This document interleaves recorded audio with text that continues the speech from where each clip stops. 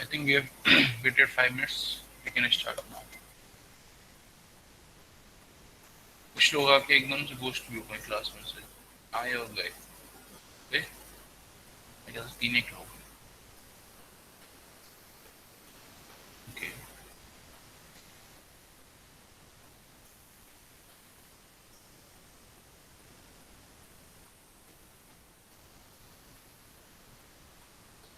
चलो ठीक है, हम लोग बाद में शूट आउट करेंगे।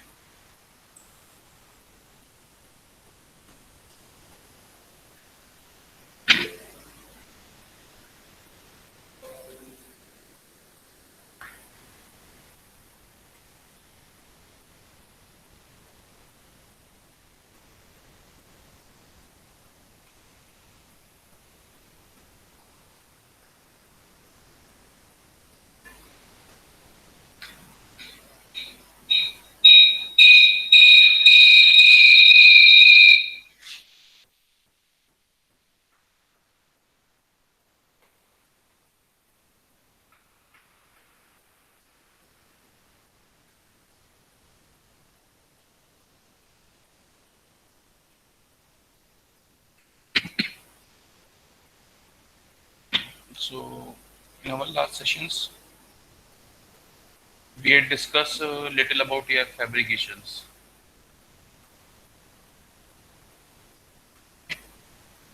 फैब्रिकेशन की स्टेप्स वगैरह के बारे में हमने बात करी थी। एक मटेरियल है, उसके ऊपर हमें मास्किंग वगैरह करनी है, लिथोग्राफी करनी है, एचिंग करनी है और एक एक करके लेयर्स डालनी है। तो वो वाली जो प्रोसेस थी, किसी ने घर जाके रिव्यू करी थोड़ी सी? हम्म।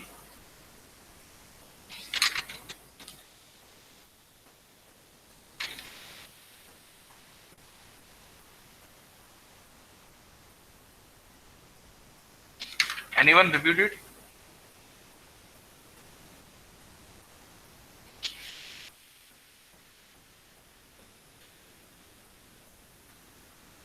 अच्छा भाई, देखा किसी ने थोड़ा बहुत घर पे कि नहीं?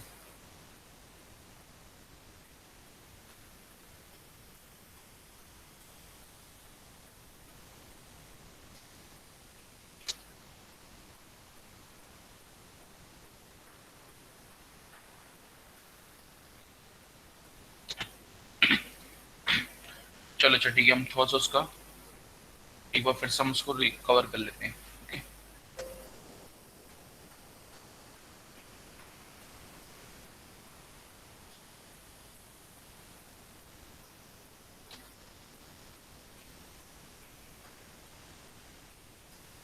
ओके।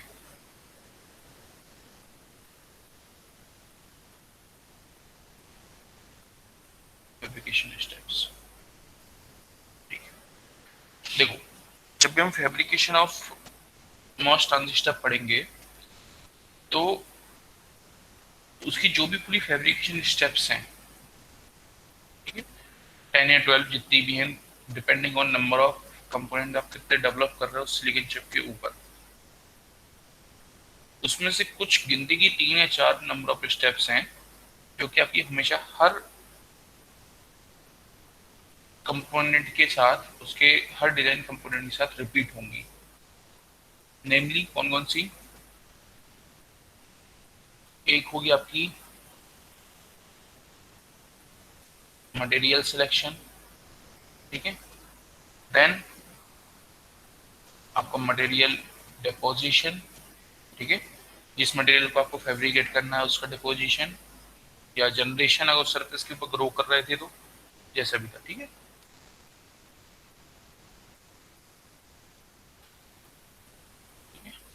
ग्रोइंग, ठीक है। देन एक आपका होगा उसके बाद क्या? मास्किंग, ठीक है। देन आपकी लिथोग्राफी, ओके। लिथोग्राफी किसके थ्रू होती है आपकी? By passing UV light through a mask, ठीक है।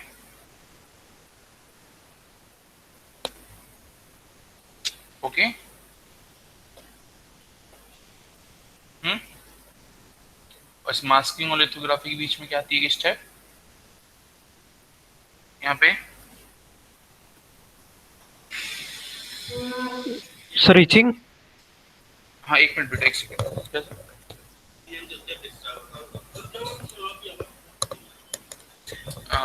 बेटा 1 सेकेंड होल्ड करना, 1 सेकेंड, एचिंग आ रहे थे, 1 सेकेंड।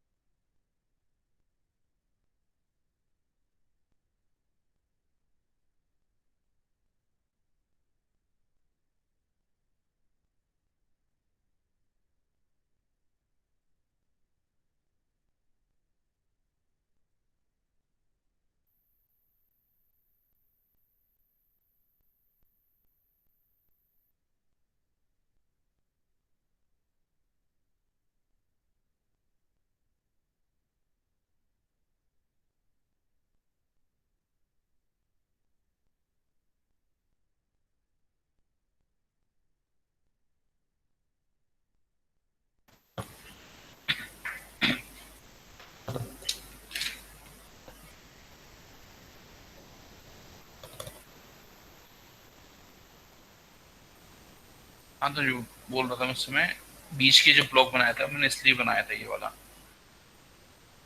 इन दोनों स्टेप्स के बीच में अपना क्या होता, एक अपन यहाँ पे फोटो रेजिस्ट की लेयर डालते और आपकी फिर उसकी एचिंग वगैरह करते।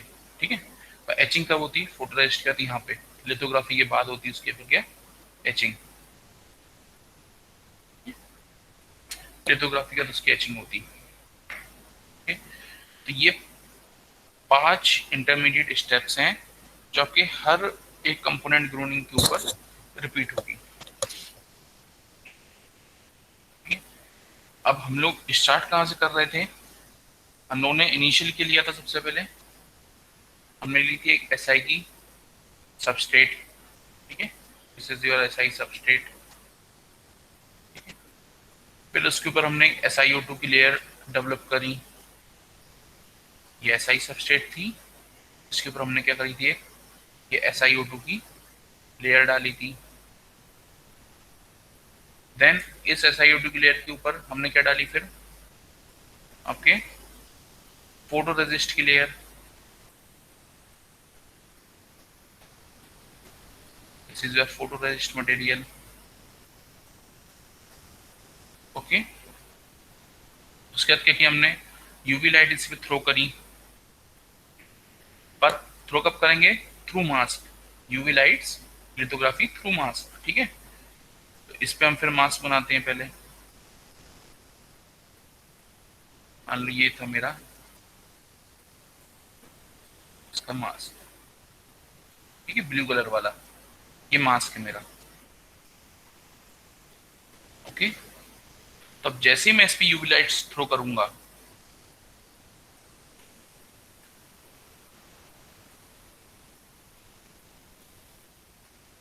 तो बस स्लो चलने की कोशिश कर रहा हूँ, इसके बाद भी कुछ अटकती है तुम लोगों की चीजें तो तुरंत पूछ लेना बिल्कुल। ठीक है, ये मैंने यूवी लाइट्स यहाँ पे डाली। ठीक है, अल्ट्रा वायलेट लाइट्स, और simply you can in exam light, light light हमने यहाँ पे थ्रो करी। ठीक, तो क्या होगा, ये जो ग्रीन वाला मेरा फोटो रेजिस्ट मटेरियल है, ये इस लाइट के साथ रिएक्ट करेगा। और इसका कितना पोर्शन रिएक्ट करेगा, जो कि इस मास से कवर नहीं हुआ है। ठीक है, तो ये वाला जो पोर्शन है मेरा, ये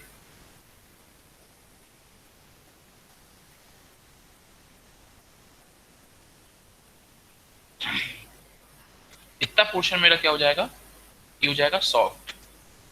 ठीक है, ये जो हाईलाइटेड पोर्शन है ग्रीन लेयर के ऊपर, ये क्या हो जाएगा, सॉफ्ट।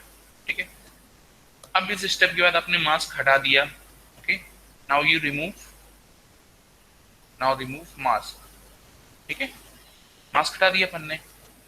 अब अपने पास पूरा मटेरियल किस टाइप से बचा है, कुछ इस टाइप का बचा है।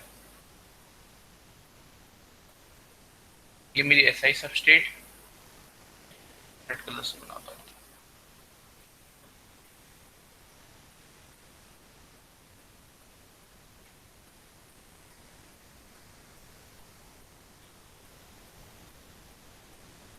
SI substrate,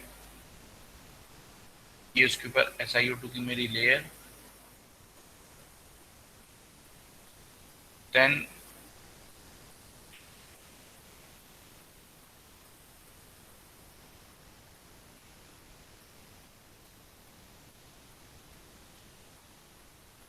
purple.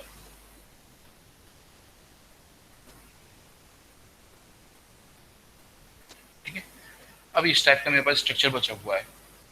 अब यहाँ पे आके मैं क्या करूंगा, now we will do etching. ठीक है, यूजिंग सम केमिकल। तो जैसी मैं एचिंग करूंगा तो क्या होगा, ये जो मेरा पर्पल वाला एरिया था, ये पर्पल वॉश, ठीक है, ये क्या था, सॉफ्ट हो गया था इतना एरिया। तो ये क्या हो जाएगा,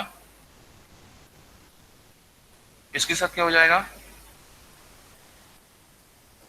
हम्म, बताओ।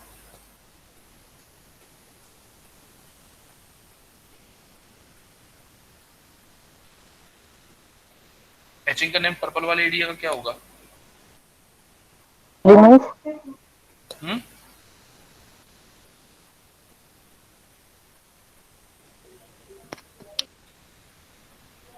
सर उतना पार्ट रिमूव हो जाएगा। ठीक है, उतना पार्ट रिमूव करने से मेरे को क्या बेनिफिट मिलेगा,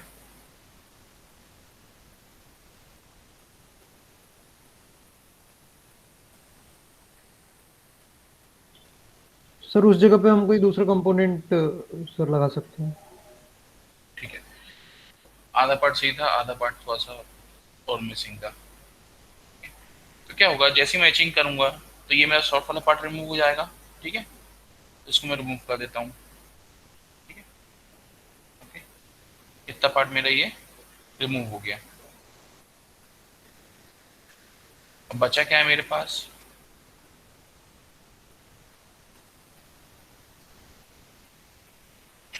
इस टाइप से बचा है सरफेस।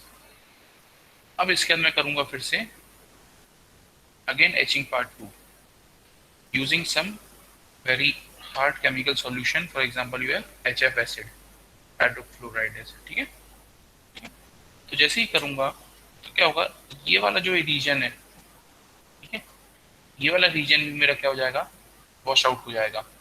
ठीक है, जो मेरा SiO2 की लेयर थी, ये भी अब मेरी क्या हो जाएगी, वॉश आउट। ये क्यों नहीं होगी, क्योंकि ये तो ऑलरेडी हार्डेंड है। ठीक है, इसको वॉश आउट नहीं होना है। तो कौन सी रीजन मेरी वॉश आउट होगी, ये वाली। ओके, अब मेरा स्ट्रक्चर कैसा बचेगा, कुछ इस तरीके का।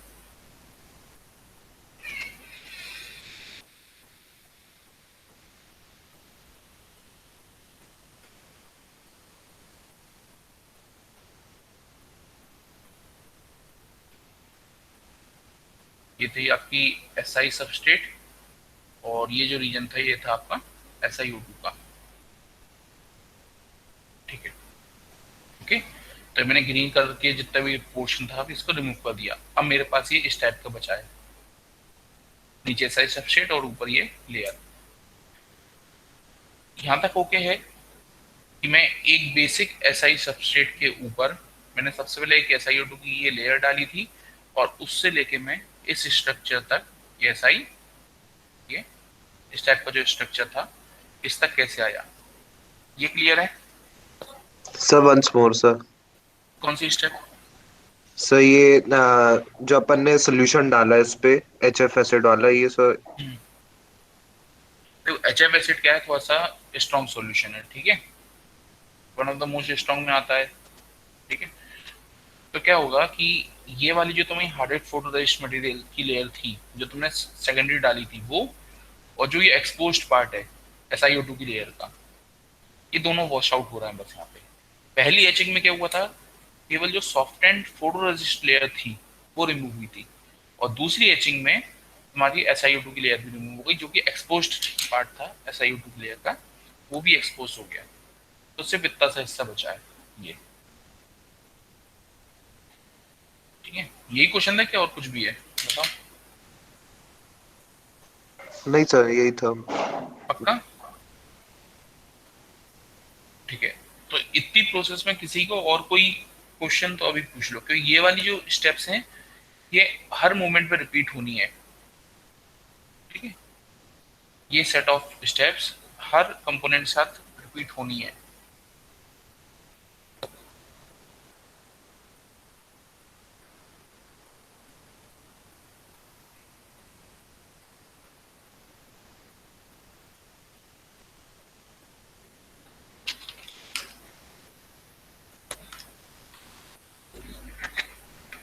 पक्का?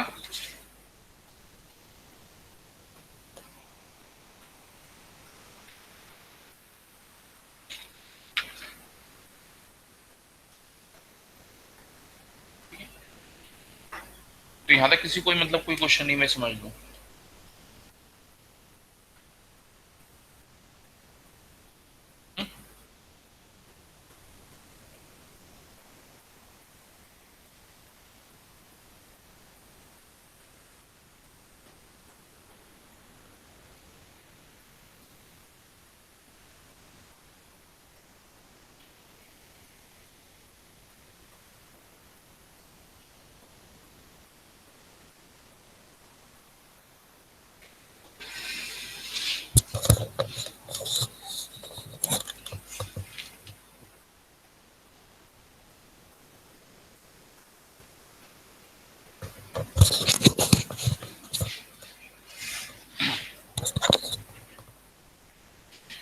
तो अब हम अगर एक फाइनलाइज्ड फैब्रिकेटेड मॉस का अगर हम स्ट्रक्चर देखेंगे तो वो कुछ इस टाइप का होता है।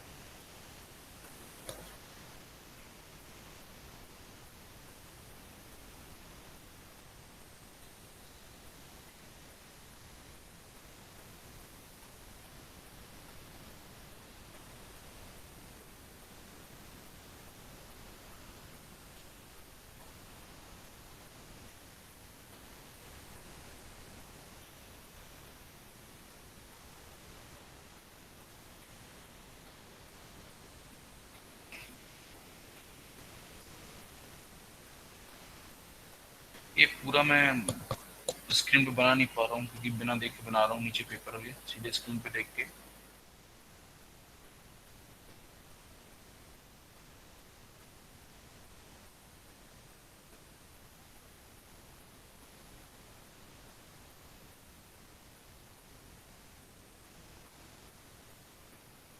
कोशिश कर रहा हूँ थोड़ा सा।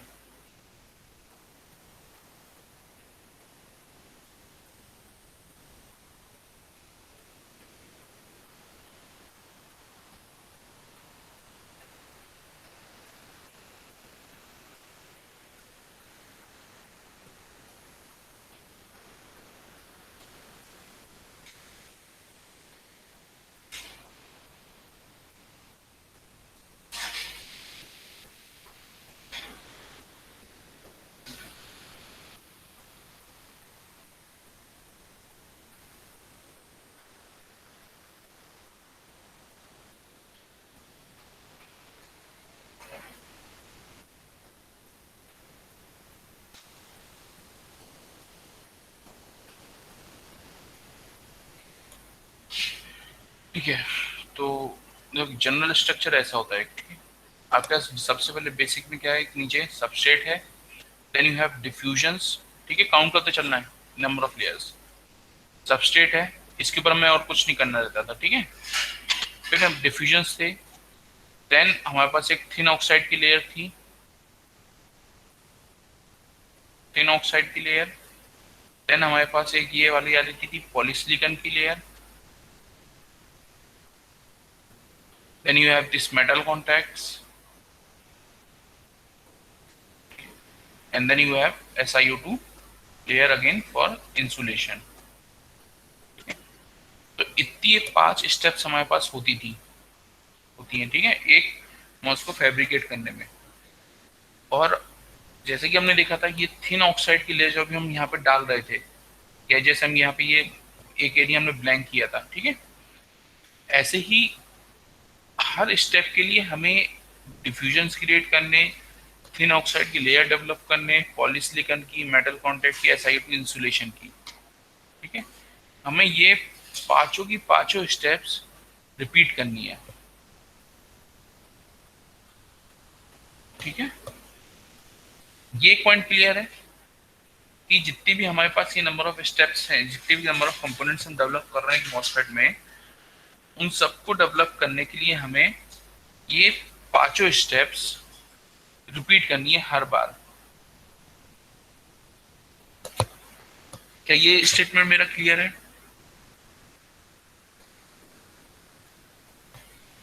Yes sir. सबको कि एक दो कोई, किसी को भी कोई क्वेश्चन Yes, पूछो sir. अभी स्टेटमेंट पे।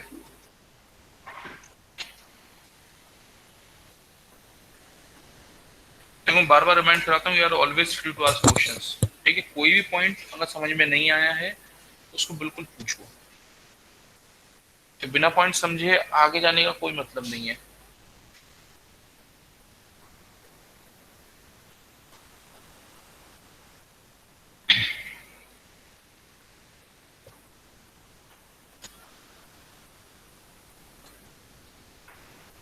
आपका इतना समझ में आया होगा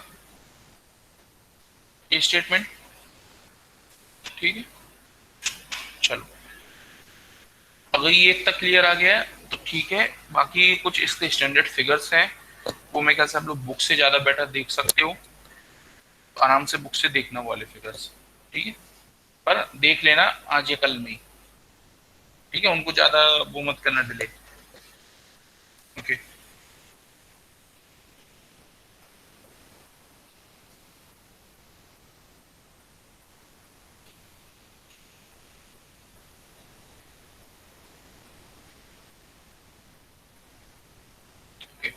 नेक्स्ट जो टॉपिक्स हैं आपके स्टिक डायग्राम और क्लियर डिजाइन रूल, ठीक है।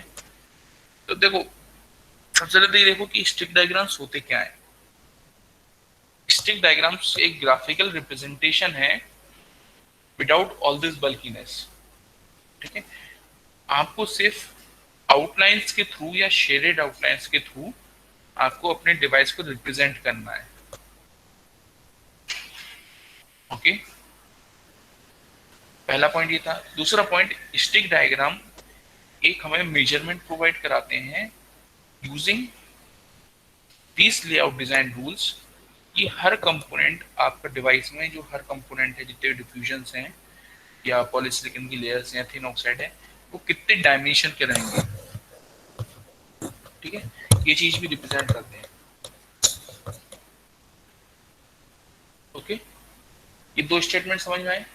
क्या बोले मैंने? स्टिक डायग्राम क्या है? ग्राफिकल रिप्रेजेंटेशन है यूजिंग ओनली लाइन स्ट्रक्चर्स, ऐसे याद रख सकते हो। Stick diagrams are graphical represents of devices using line structures as per layout design rules, ठीक है। और कॉमन भाषा में स्टिक डायग्राम क्या है? स्टिक डायग्राम बेसिकली आपका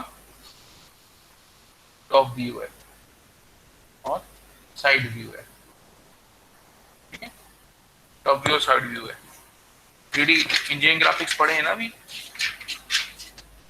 कोई ऐसा जो बिना इंजीनियरिंग ग्राफिक्स पढ़ा आया हो?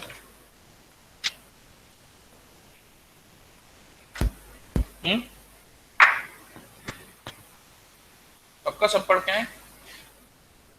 फर्स्ट ईयर में पढ़ा है? Yes sir. कोई Yes, sir. किसी का Yes, बैक लगा sir. था इंजीनियरिंग ग्राफिक्स में? बैक तो नहीं लगा था किसी का? सर जनरल प्रमोशन मिला था ना। अच्छा, सेकंड सेम में रहा होगा तुम लोगों के कि फर्स्ट सेम भी था? सेकेंड सेम में था सर। अच्छा, तो वैसे उसकी क्लासेस लगी थी इंजीनियरिंग ग्राफिक्स की? लगी होंगी थोड़ी तो ऑनलाइन। यस सर, कुछ लगी थी, वो ऑफलाइन लगी थी और ऑनलाइन भी कुछ। तो ये 3D व्यू वगैरह पढ़े थे क्या? Cross section view, top view, side view पढ़े थे क्या? Yes sir. पढ़े थे? चलो, अगर पढ़े थे तो मेरा काम थोड़ा सा आसान हो जाएगा। मेरे पास एक ही रेक्टेंगल है, ठीक है, एक ये मेरे पास क्यूब है, ठीक है, रेक्टेंगल क्यूब है मेरे पास। अब अगर मेरे को इसकी टॉप व्यू बनाना है, ठीक है, तो इसकी टॉप व्यू क्या आएगी मेरे पास? स्क्वायर। स्क्वायर। अगर साइड व्यू बनाता तो स्क्वायर। रेक्टेंगल। रेक्टेंगल ऐसा? सो ये तो क्यूब है ना। अभी ये है ना, ये अपने पास ये रखा हुआ है, इसको देखो टॉप व्यू तो स्क्वायर तक ठीक था, साइड व्यू कैसी थी? अगर मैं इस साइड से इसको देखूंगा तो टॉप व्यू मतलब मैं यहाँ से देख रहा हूँ, साइड व्यू मतलब मैं यहाँ से देख रहा हूँ, कैसे दिखेगा मेरे को ये? अब मैं 3D में थोड़ी ना देख रहा हूँ, मैं 2D की बात कर रहा हूँ, 2 डायमेंशन की, तो ये पीछे का तो दिखेगा नहीं, कैसे दिखेगा? स्क्वायर की रेक्टेंगल की शेप को देखो ना, कैसे दिखेगा?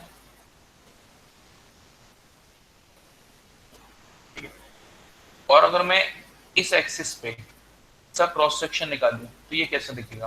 क्रॉस सेक्शन व्यू कैसे दिखेगा मेरे को? क्रॉस सेक्शन व्यू में इधर से देखूंगा इसको आधा काट के, तो कैसे दिखेगा? स्क्वायर। स्क्वायर ही दिखेगा, ठीक है। अब इसी को आगे बढ़ा रहा हूँ, इसी एग्जांपल को, ठीक है।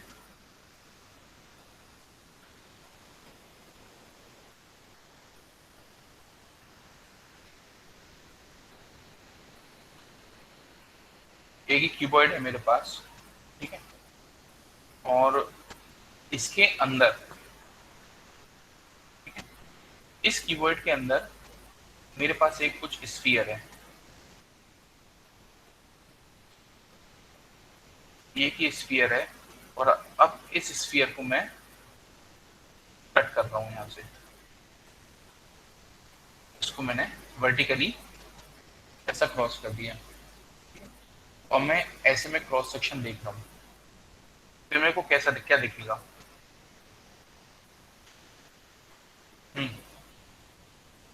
वर्टिकल देख रहा हूं, मतलब कि जो लॉन्ग वाला एज फेस है इसका, इसको मैं देख रहा हूं, मेरे को कैसा दिखेगा बताओ?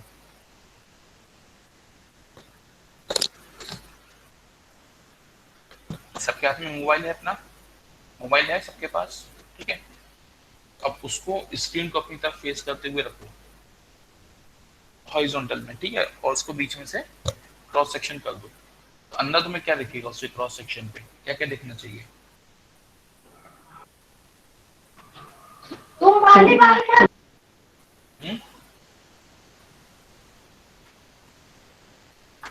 मतलब बेसिकली मेरा क्वेश्चन है क्या आपको ये है, जैसे इसका एग्जांपल था, क्रॉस सेक्शन करने पे एक प्लेन व्यू दिखेगा आपको, या एक या दो व्यूज आपको दिखेंगे, एक या दो कंपोनेंट्स के व्यू, ठीक है।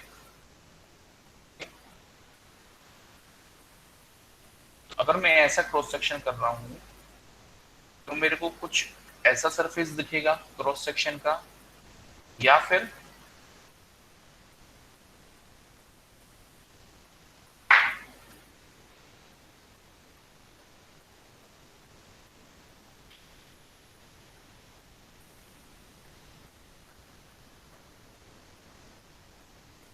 स्फीयर भी तो कट होगा, कौन सा दिखेगा मेरे को, ए या बी? क्या दिखेगा?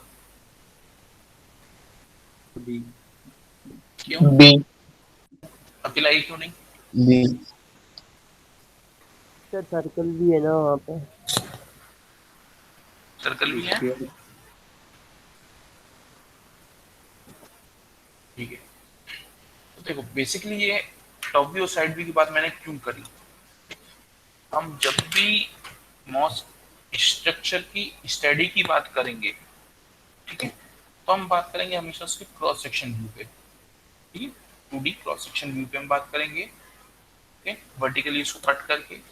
और जब हम उसकी फैब्रिकेशन की बात करेंगे,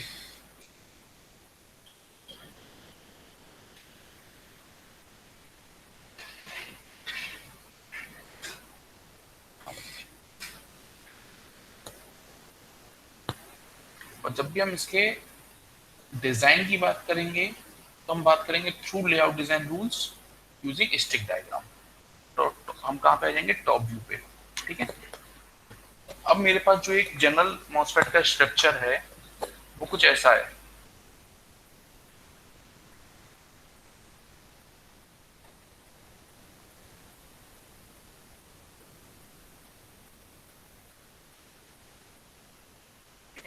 अब यहाँ मेटल कॉन्टैक्ट्स वगैरह या एक्स्ट्रा मैं SiO2 की लेयर वगैरह नहीं बना रहा हूँ, ठीक है। तो थिन ऑक्साइड है मेरे पास, ये मेरे पास पॉलीसिलिकॉन की लेयर है, डिफ्यूजन्स हैं और ये SI सबस्ट्रेट है, ठीक है। तो अगर मैं इसको बोलूँ कि ये मेरा क्रॉस सेक्शन व्यू है, तो क्या मैं सही बोल रहा हूँ कि नहीं बोल रहा हूँ?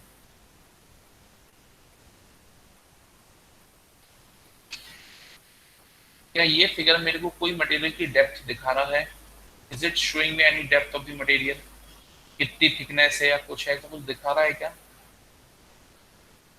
नहीं ना, ठीक है। तो ये क्या होगा, मेरा क्रॉस सेक्शन व्यू, ठीक है। तो जब भी स्टडी करनी है फंक्शनिंग की, ऑपरेशन की जब हमें स्टडी करनी है, तो हम इस व्यू की यूज करेंगे। अब अगर इसी व्यू से मैं एक टॉप व्यू बनाऊंगा, तो उसका टॉप व्यू कैसा आएगा, कुछ इस टाइप का। थोड़ा सा बड़ा बना रहा हूँ, स्केलिंग कर दी मैंने उसकी, थोड़ी सी बड़े बना दिया। यहाँ पे मेरे को उसके दिखेंगे डिफ्यूजन्स, ठीक है, और यहाँ पे मेरे को दिखेगा उसका पॉलीसिलिकॉन।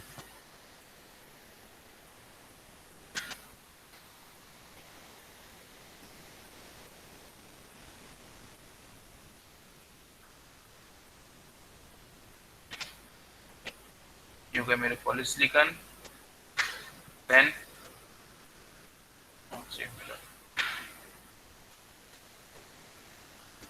ये तो मेरी क्या थी, SI सबस्ट्रेट थी, ठीक है। और ये क्या थे मेरे, ये मेरे थे एंड डिफ्यूजन्स, ठीक है। यहाँ तक क्लियर है? टॉप व्यू में क्या दिख रहा होगा हमें, ये पॉइंट क्लियर है? नहीं हो किसी भी क्लियर तो वो पूछो।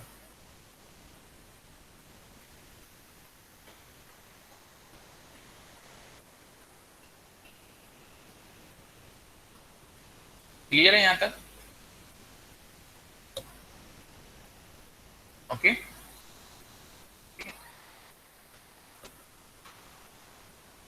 अब लेआउट डिजाइन रूल्स क्या बोलते हैं, ठीक है। मैंने बोला लेआउट डिजाइन रूल्स कब यूज करते हैं, जब हम स्टिक डायग्राम की बात कर रहे हैं। स्टिक डायग्राम मतलब आपके टॉप व्यू की बात कर रहे हैं, ठीक है। तो लेआउट डिजाइन रूल्स क्या बोलते हैं, बेसिकली ये जो आपके दोनों डिफ्यूजन्स हैं,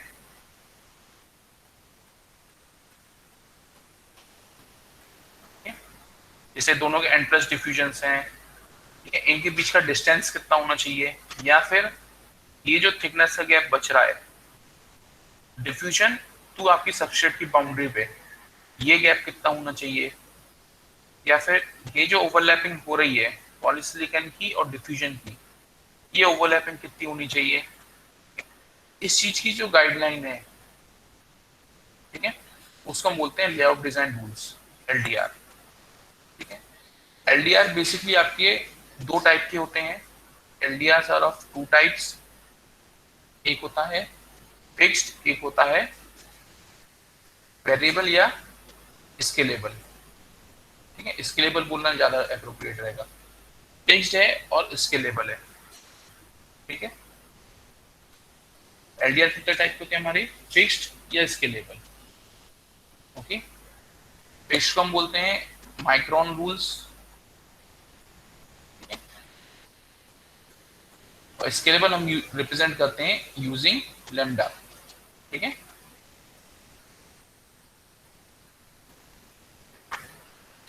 फिक्स्ड रूल और स्केलेबल रूल। ठीक है, फिक्स्ड रूल में या माइक्रोन रूल्स में क्या रहता है, ये जो भी डायमेंशंस हैं गैप के हुए या ओवरलैपिंग के हुए, ठीक है, ये जितने भी नंबर ऑफ इसमें डायमेंशंस हो सकते हैं जहां आप मेजर कर सकते हो, मेजरेबल डायमेंशंस जो भी हैं वो सब होते हैं एक फिक्स्ड वैल्यू के, जैसे 5 माइक्रोन के या 5 नैनोमीटर के। ठीक है, यूनिट कुछ भी हो सकता है, ठीक है, वैल्यू कुछ भी हो सकती है, पर वो वैल्यू क्या रहेगी, फिक्स। अगर आपको डिजाइन में कोई चेंज करना है, ठीक है, डिजाइन में आपने कोई चेंज किया, सपोज आपने भी ये पूरे डिजाइन बनाई थी और ये डिस्टेंस आपने रखा था 5 नैनोमीटर का सपोज, और आपने इसकी पूरी फंक्शनिंग वगैरह सब कुछ चेक कर ली और आपको लगा कि फंक्शनिंग में यार कुछ अभी इंप्रूवमेंट की जरूरत है, तो आपने क्या किया, आपने एस्टिमेट लिया कि अगर मैं इसकी थिकनेस बढ़ा देता हूँ, यहाँ पे ये वाली थिकनेस को अगर मैं सेट इतना कर देता हूँ, ठीक है, 5 नैनोमीटर जो है मैं इसको 15 नैनोमीटर कर देता हूँ सपोज, तो क्या होगा, मेरी परफॉर्मेंस इंप्रूव हो जाएगी। उस सिनारी में क्या रहेगा, आपको जितने भी दोबारा कैलकुलेशंस हैं, आपको उसकी वोल्टेज रेटिंग्स हुई, पावर रेटिंग्स हुई, करंट रेटिंग्स हुई, सब आपको क्या करना पड़ेगा, दोबारा कैलकुलेट करना पड़ेगा, इम्पीडेंस फैक्टर वगैरह सब कुछ। ठीक है, तो ये एक प्रॉब्लम है इस डिजाइन रूल के साथ। ये क्या होते हैं, थोड़े फिक्स किस्म के होते हैं। अगर आपको डिजाइन में कोई भी वेरिएशन करना है तो आपको अगेन क्या करना पड़ेगा, कोई डिजाइन सबसे ज्यादा तो फैब्रिकेट करनी पड़ेगी इस सेपरेट एक रूल के साथ। ठीक है, और फिर से पूरा एनालिसिस करना पड़ेगा परफॉर्मेंस का। ठीक है, परफॉर्मेंस एनालिसिस दोबारा करना पड़ेगा। और दूसरी प्रॉब्लम क्या है इसके साथ, कि एट ए टाइम मान लो अगर आपने एक ये डायमेंशन को चेंज किया, ठीक है, और उसी मोमेंट आपने सपोज इस डायमेंशन को भी चेंज कर दिया, और फिर आप परफॉर्मेंस एनालिसिस कर रहे हो, तो जो भी आपका एक्सपेक्टेड परफॉर्मेंस से डेविएशन आ रहा है वो आप आइडेंटिफाई नहीं कर पाओगे प्रॉपर कि किस वेरिएशन के कारण आया, इसके या इसके, कौन सा चीज आपके परफॉर्मेंस को इंक्रीज कर रही है या डिक्रीज कर रही है।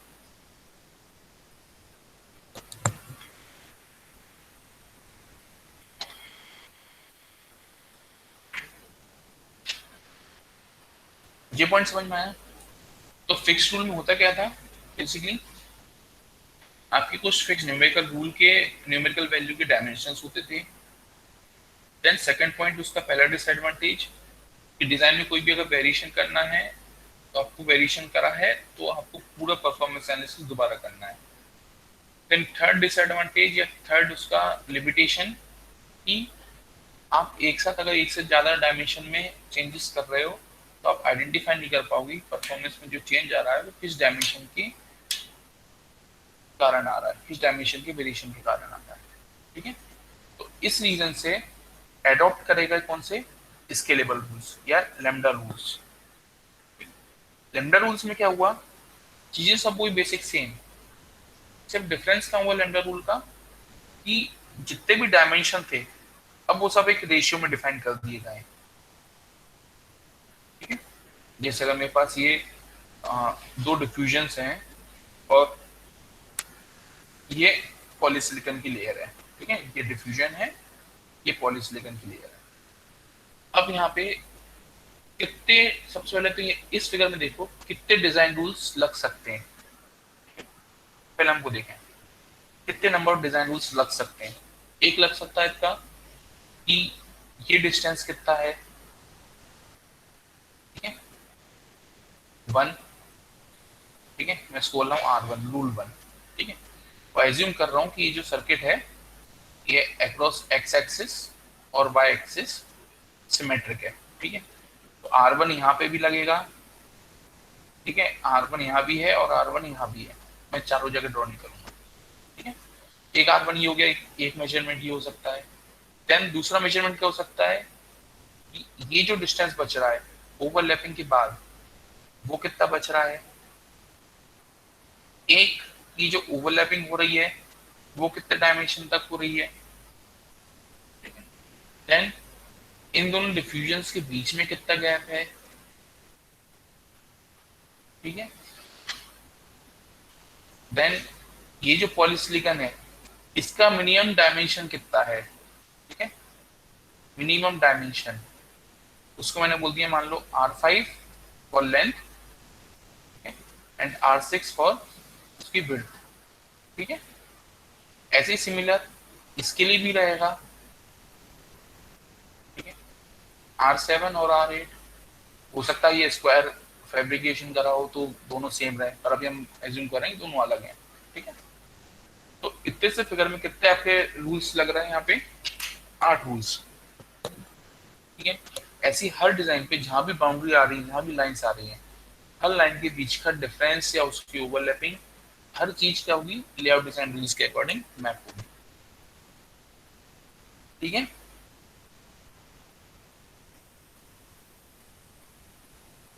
ये चीज ओके है।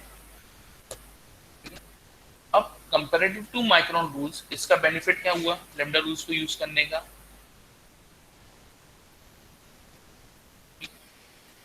लैम्डा रूल्स को यूज करने का बेनिफिट ये है कि अब आपको जब भी इसकी परफॉर्मेंस वेरी करना है, तो फॉर एग्जांपल मान लो इसकी परफॉर्मेंस का कुछ एक पैरामीटर था, परफॉर्मेंस इंडेक्स हम बोले, अगर परफॉर्मेंस इंडेक्स था इसका मान लो 5, अब आपको परफॉर्मेंस इंडेक्स ले जाना है मान लो 7, ठीक है। कैसे ले जाओगे, इसका डायमेंशंस को वेरी करके। अब डायमेंशंस किस हिसाब से वेरी करूं, तो सिंपल रूल है कि लेमडा का जो रेशियो है उसको मल्टीप्लाई कर दो 7/5 से, ठीक है, 1.4 आएगा समथिंग। इसका मतलब क्या हुआ कि अगर पहले R1 की वैल्यू 3 नैनोमीटर थी, तो अब R1 की वैल्यू कितनी हो जाएगी, 4.2, सिंपल मल्टीप्लाई कर दो लैम्डा से, ठीक है। R3 की वैल्यू, ठीक है, जो ओवरलैप था, अगर इसकी वैल्यू 1 नैनोमीटर थी, तो अब R3 की वैल्यू कितनी हो जाएगी, 1.4 नैनोमीटर। तो ये जो साइज का वेरिएशन है, ये क्या हो गया, थोड़ा सा इजी हो गया, साइज को वेरी करना it became a little bit easy.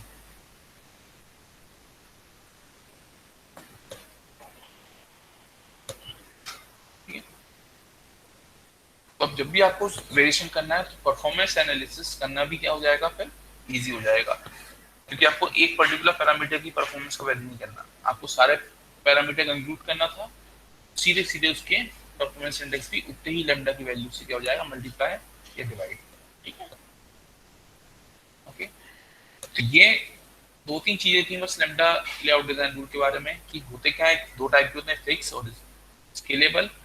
Then एक के लिमिटेशंस क्या है, दूसरे के बेनिफिट्स क्या हैं, और ऐसा नहीं है कि माइक्रोन रूल्स लिमिटेशंस हैं तो उसको हमने आउटडेट कर दिया हो, नहीं, वो भी यूज होता है जहाँ पे स्पेसिफिक कोई डिमांड चल रही है परफॉर्मेंस इंप्रूवमेंट की, वहाँ पे वो यूज हो सकता है, ठीक है। तो हर जगह यहाँ से क्वेश्चन उठता है कि हर जगह लैम्डा डिजाइन रूल यूज क्यों नहीं हो रहा, ठीक है।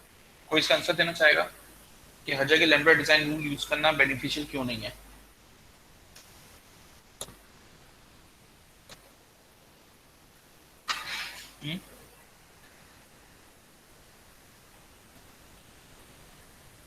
देखो यहाँ लिखा भी है, ये बुक का स्क्रीनशॉट है।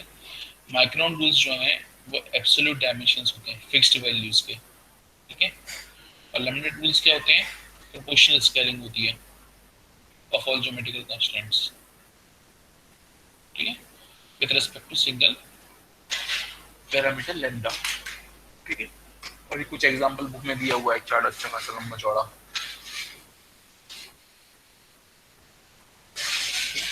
मेरा क्वेश्चन ये है कि हर जगह लैम्डा रूल यूज करना बेनिफिशियल क्यों नहीं हो सकता?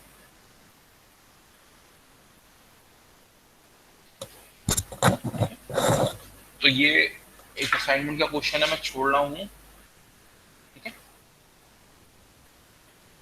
इसका मैं एक असाइनमेंट क्रिएट कर दूंगा क्लास के बाद, तो आप लोग अपने टर्मिनोलॉजी में एक पेज पे, एक सिंगल पेज पे इस क्वेश्चन का आंसर लिखोगे और फिर मेरे को उसी पे अपलोड करोगे स्क्रीनशॉट खींच के, ठीक है।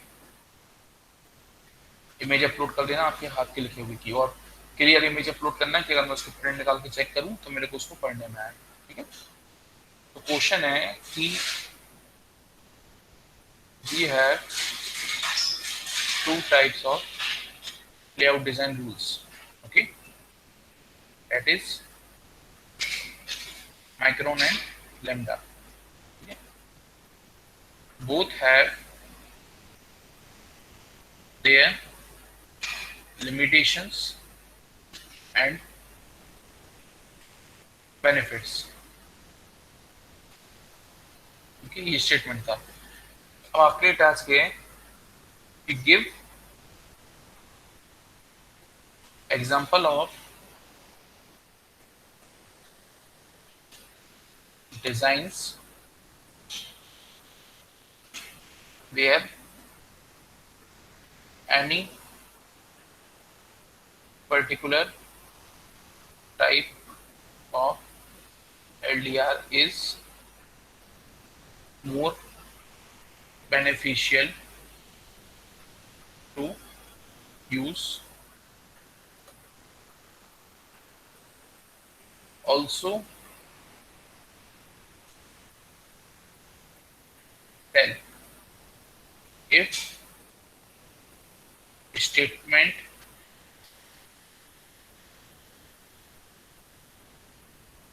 if following statement is to be considered. Lambda layout design rule is better than micron rule. Okay. Then why can't we stop using micron rules? ठीक है, तो एक क्वेश्चन है आपका असाइनमेंट का। ठीक है, तो लार्ज क्वेश्चन है इसलिए मैंने यहाँ पे लिखा है, डिक्टेट नहीं करा। तो इसको आपको लिखना है मैक्सिमम 1 पेज।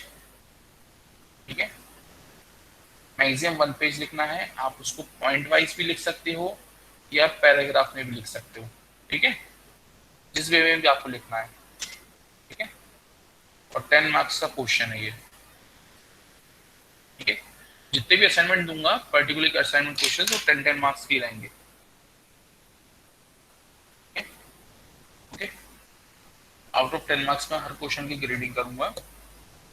और ग्रेडिंग में किस चीज पे करूंगा कि आपने जो भी रीजन दिए हैं, ठीक है, ये है पार्ट ए इस क्वेश्चन का और ये है आपका पार्ट बी इस क्वेश्चन का। ठीक है, तो सपोर्टिंग पार्ट ए आपने पार्ट बी को अगर एक्सप्लेन किया है तो कितने बेटर तरीके से एक्सप्लेन किया है, इस चीज में आपकी ग्रेडिंग करूंगा। ठीक है, और कोशिश करना किसी बुक के वर्डिंग्स ना लिखो, समझ के अपने वर्डिंग्स में लिखना। और ये असाइनमेंट सबके लिए कंपलसरी है। ठीक है, एंड सेमेस्टर में जो असाइनमेंट के मार्क्स होते हैं उसमें मैं कंसिडरेशन लूंगा। लास्ट सेमेस्टर में जो आप लोग की यूनिट क्विजेस हुई थी उनका मैंने कंसिडरेशन लिया था फाइनल अवार्ड मार्क्स में। तो इस बार भी जो क्विजेस होंगी रेगुलर टाइम पे उनको सीरियसली अटेम्प्ट करना। ऐसे ही मत अटेम्प्ट करने से पिछली बार करे थे कई लोगों ने, एक एक दो नंबर आ रहे थे उनमें यूनिट क्विजेस में। अभी फाइनल ग्रेड को इफेक्ट कर जाएंगी। ओके, ठीक है, तो लेआउट डिजाइन रूल के बारे में इतनी चीज थी। फिर नेक्स्ट टॉपिक हमारा आएगा यहाँ पे उसका स्ट्रक्चर का। तो स्ट्रक्चर पे हम जाएं उससे पहले मैं देखता हूँ मेरे पास एक सॉफ्टवेयर का इंस्टॉल होगा तो चलो हम 5 मिनट का ब्रेक लेते हैं। ठीक है, या हाँ 5 मिनट का हम लोग ब्रेक ले रहे हैं। ठीक है, तो नेक्स्ट अभी हमें कंटिन्यू करना। 5 मिनट का ब्रेक है, लॉगआउट कोई होना नहीं, पर जिसको जो फिर फ्रेश होना है हुआ पानी यानी दिया। जब तक उसको टूल को इंस्टॉल कर लूँ जरा एक tool.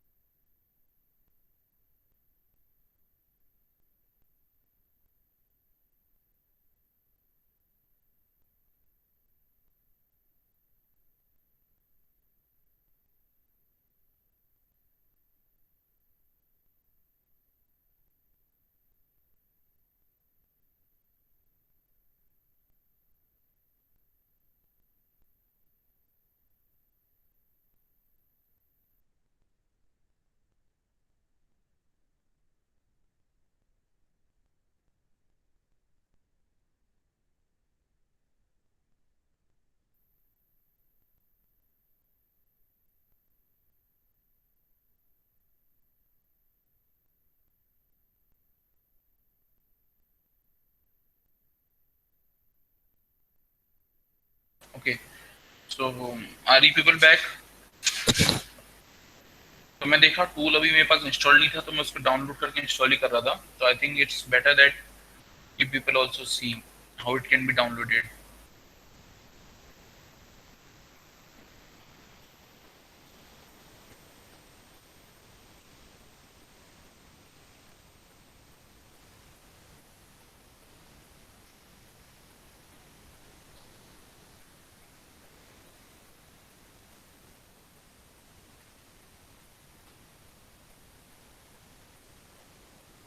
Sir, your screen is not visible.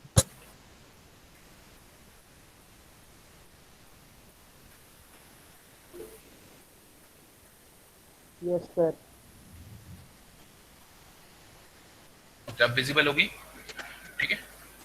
तो हमारी वेबसाइट है microwind.net, ठीक है, दी ऑफिशियल वेबसाइट है उस टूल की. तो पहले तो मेरे पास टूल का की वाला वर्जन पड़ा हुआ था, पर अब अभी तो फिलहाल डेमो वर्जन यहाँ से डाउनलोड करते हैं, ठीक है.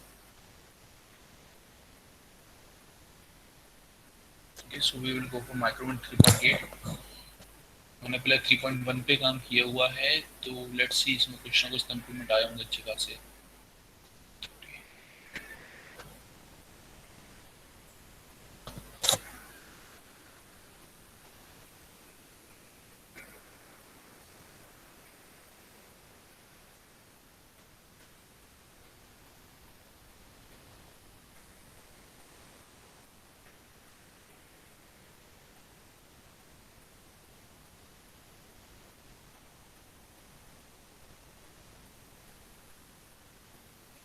डाउनलोड लिंक्स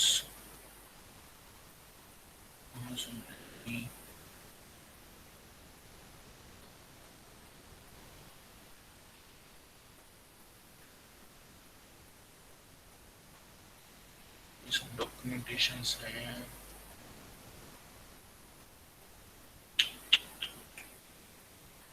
लिंक्स हटा दी इन लोगों ने यहाँ से.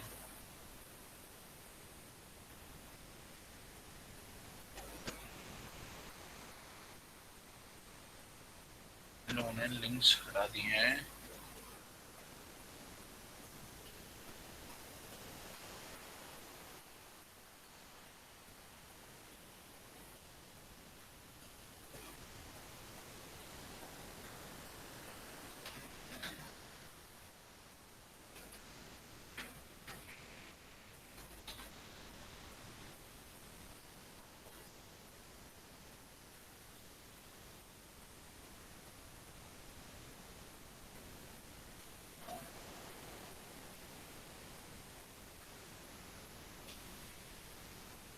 और पुराना वर्जन मिल रहा है. देखते हैं.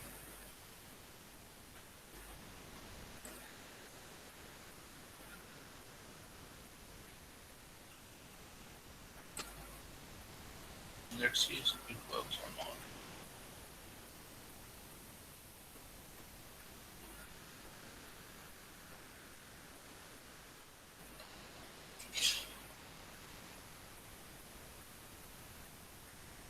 अगर अभी एक से चल जाती, मैं एक से तुम लोग को शेयर कर दूंगा अभी लगे यार, ठीक है.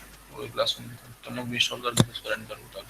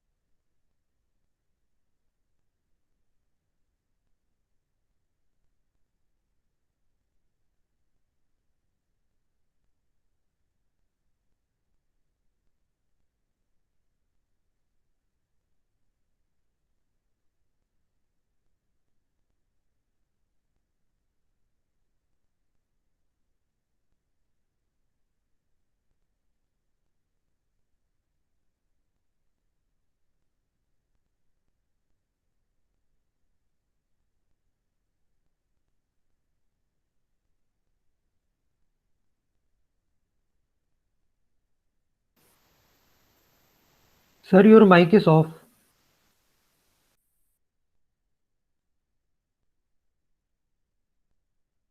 Okay, thank you. ठीक है, देखो माइक्रोन में जो पीछे ब्लैक सरफेस दिख रहा है, बेसिकली क्या है आपका एसआई सबस्ट्रेट है। ठीक है, तो एसआई सबस्ट्रेट में हम क्या करेंगे, सबसे पहले हम डालते हैं इसके ऊपर आपकी गेट वाली लेयर। ठीक है, पॉलीसिलिकॉन की जो थिन ऑक्साइड की लेयर है ना, वो हमें इस सॉफ्टवेयर पर्टिकुलर सॉफ्टवेयर डालने की जरूरत नहीं है, वो अपने आप वो कर लेता है मैनेज। ठीक है, तो मैं डालता हूँ सबसे पहले पॉलीसिलिकॉन। तो ये मैंने यहाँ से पॉलीसिलिकॉन पिक किया और ये मान लो पॉलीसिलिकॉन मैंने यहाँ पे मान लो ये पॉलीसिलिकॉन डाल दिया मैंने। ठीक है, ये मैंने पॉलीसिलिकॉन डाला। देन मैं डालता हूँ इसके ऊपर डिफ्यूजन्स। ठीक है, सबस्ट्रेट क्योंकि पी टाइप की थी ब्लैक वाली। ठीक है, तो मैं क्या लूंगा, इस पे एन टाइप के डिफ्यूजन्स लेता हूँ। तो एक डिफ्यूजन मैंने ये लिया। ठीक है, और एक डिफ्यूजन मैंने ये ले लिया। ठीक है, दोनों डिफ्यूजन्स हो गए मेरे पास।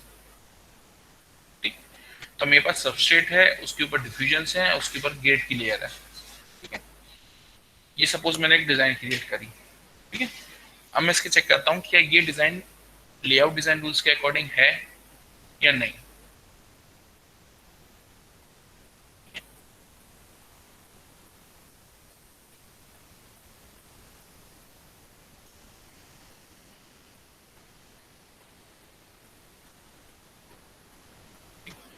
तो यहाँ पे देखो नीचे क्या लिखा आ रहा है, नो डिजाइन रूल एरर। ठीक है, मतलब कि जो भी मिनिमम क्राइटेरियाज हैं इस गैप के, इस गैप के, ठीक है, इस गैप के, ये सारे क्राइटेरियाज फॉलो हो रहे हैं। ठीक है, हालांकि हमारी डिजाइन कैसी है, अभी डिजाइन हमारी गलत है, पर लेआउट डिजाइन रूल्स पूरे फॉलो हो रहे हैं। क्यों? क्योंकि जो ये ओवरलैपिंग का जो डिस्टेंस था वो भी मिनिमम से ठीक है। अब मान लो मैं इस डिजाइन को थोड़ा सा वेरी कर देता हूँ। ठीक है, इसमें एरर इंट्रोड्यूस करता हूँ मैं। तो ये मैंने मान लो एरर इसमें इंट्रोड्यूस करने की कोशिश करी। ठीक है, अभी भी नो डिजाइन एरर। ऐसा तो नहीं होना चाहिए था यार, क्या तो ये डेमो डाउनलोड किया लाइसेंस की नहीं है इस कारण। चलो ठीक,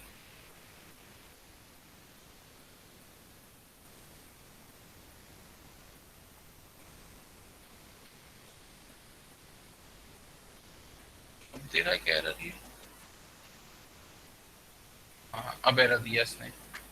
ये देखो एरर को तुम लोगों को दिखाऊं, उसने एरर क्या दिया है। हम्म,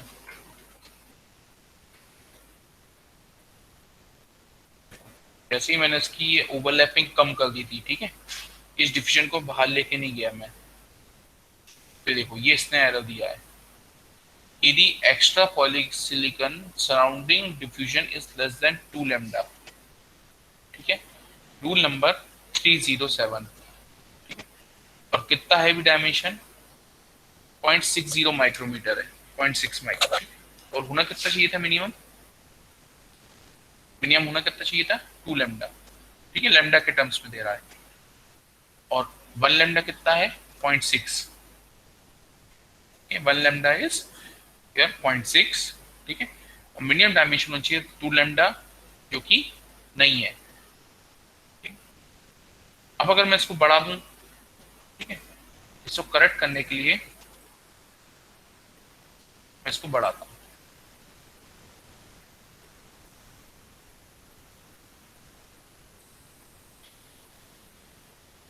तो ये मैंने वापस सिलेक्शन टूल लिया, इसको सिलेक्ट किया और इसको मान लो 1 लैम्डा से बढ़ा दिया। ठीक है, अब बेसिकली क्या हो रहा है, 1 लैम्डा से ज्यादा कर दिया, तो अब एरर रिमूव होना चाहिए कि एरर बचे रहना चाहिए? कोई सजेस्ट करेगा, बताएगा मेरे को। एरर क्या था कि रूल क्या कह रहा था कि मिनिमम जो विड्थ, एक्स्ट्रा विड्थ होनी चाहिए वो 2 लैम्डा से ज्यादा होनी चाहिए। ठीक है, अभी केवल 1 लैम्डा की है विड्थ ये। ठीक है, भी सिर्फ 1 लैम्डा थी, होनी कितनी चाहिए थी मिनिमम 2 लैम्डा, तो मैंने इसको 2 लैम्डा से कहीं ज्यादा कर दिया। तो अब एरर बचेगा कि नहीं बचेगा अगर मैं डिजाइन रूल फिर से चेक करता हूं तो?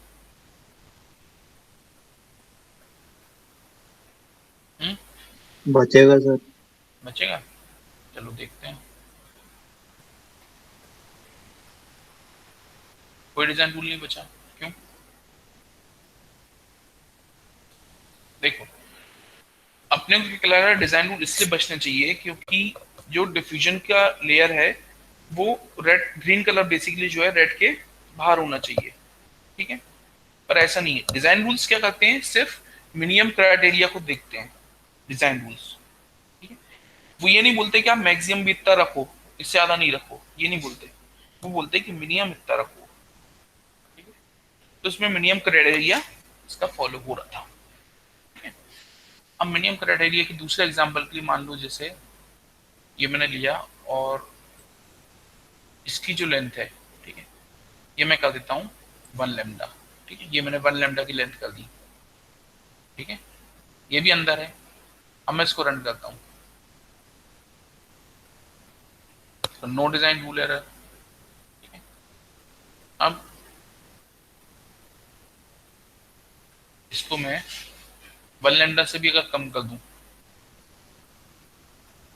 अरे क्या हुआ है?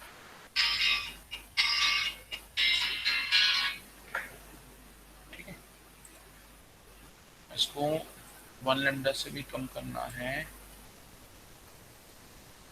ये मैं लेयर सेलेक्ट करी,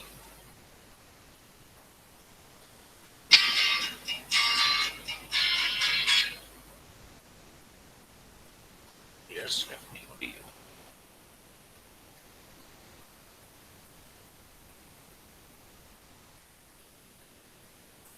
या दूसरी लेयर सेलेक्ट हो रही है, ये नहीं हो रही।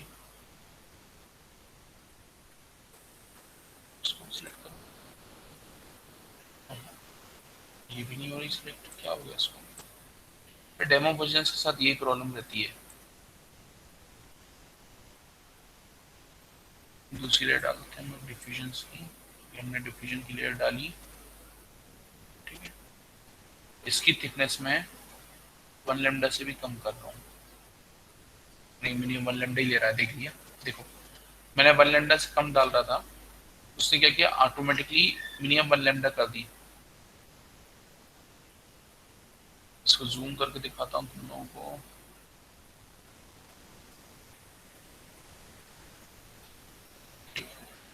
ये जो गैप है ये 1 लैम्डा का है, ये अब 5 लैम्डा का हो गया, ठीक है। अब मैं इस पे डालूं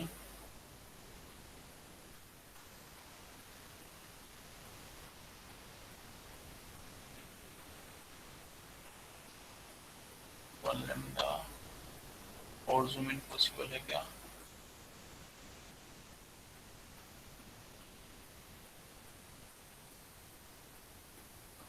वन लैम्डा से हम खींच रहे हैं, और अब मैं इस पे डाल रहा हूँ डिफिजन लिया। अब ये जो एक डॉट है 1 लैम्डा को रिप्रेजेंट करता है ये, ठीक है। ये थिकनेस 1 लैम्डा को रिप्रेजेंट कर रही थी। अब मैं कोशिश करता हूँ 1 लैम्डा से कम थिकनेस का कंपोनेंट डालने की, हाफ लैम्डा का। तो देखो उसने हाफ लैम्डा कंपोनेंट लिया ही नहीं, उसको हाफ लैम्डा कंपोनेंट नहीं लेना। अगर वही में अगर 1 लैम्डा देता तो वो ऑटोमेटिक जन ले रहा है, नॉर्मल ले रहा है। अगर मैं उसको 1 लैम्डा से कम करूं किसी भी डायमेंशन में, तो उसको ऑटोमेटिकली वो कितना कर रहा है, मिनिमम 1 लैम्डा का। ये देखो, मतलब जो टूल है वो भी डिजाइन लेआउट टूल्स को फॉलो कर रहा है। अब अगर मैं यहाँ पे एक डिजाइन देखना चाहूँ, अगर इसमें डिजाइन्स दी हैं,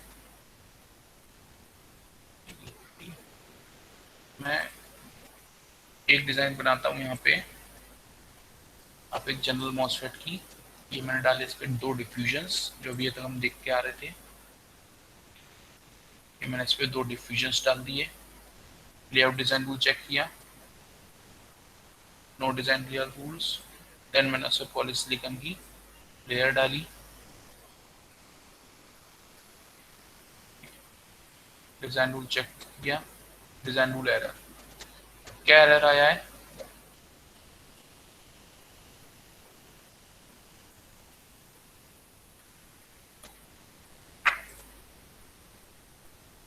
ये आया एरर कि ये जो मिनिमम लेंथ है, ठीक है, कितनी हो रही है? 1.80 हो रही है। ये लिखिए, the extra diffusion surrounding poly is less than 4 lambda.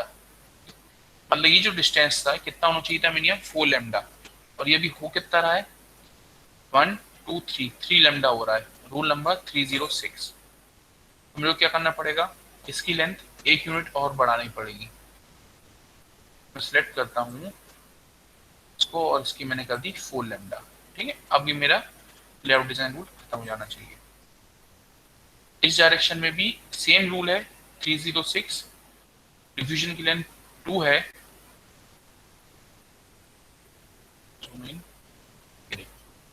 कितनी होनी चाहिए? 4 पर है कितनी?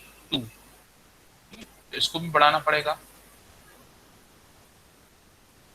ठीक है, मैंने इसको भी कर दिया 1 2 3 और 4। अब कोई डिजाइन रूल एरर नहीं बचा। Zoom out, zoom out. ठीक है, अब अगर मैं इसका क्रॉस सेक्शन व्यू देखना चाहूँ, ये मैं इसका देखता हूँ। अच्छा, क्रॉस सेक्शन नहीं दिखा रहा, ये लाइसेंस नहीं है। रेडी रेडी भी नहीं दिखा रहा, ये नहीं दिखाएगा। इसका वो लाइसेंस वाला ढूंढना पड़ेगा क्रेडिट वर्जन। ठीक है, देखता हूँ। पर तुम लोग एक, चलो ये टूल दोबारा यूज करेंगे। भाई डिजाइन लेआउट टूल्स कैसे यूज होते हैं ये थोड़ा सा डेमो समझ में आया हल्का सा कि नहीं? ठीक है, केस में मिनिमम क्राइटेरिया देख रहे हैं। अब मैक्सिमम तो इसको कितना भी कर दो, उससे कोई फर्क नहीं पड़ना। ठीक है,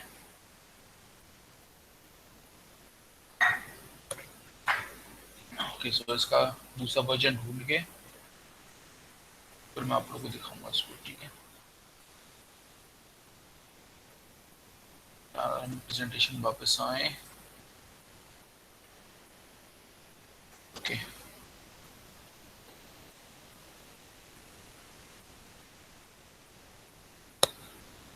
सो नेक्स्ट टॉपिक है हमारा इसका ऑपरेशन। ठीक है, एक मॉसफेट ऑपरेशन कैसे करता है। तो पहले दिन ही हमने बात करी थी कि मॉसफेट का फुल फॉर्म क्या था। किसी को याद है मॉसफेट का फुल फॉर्म?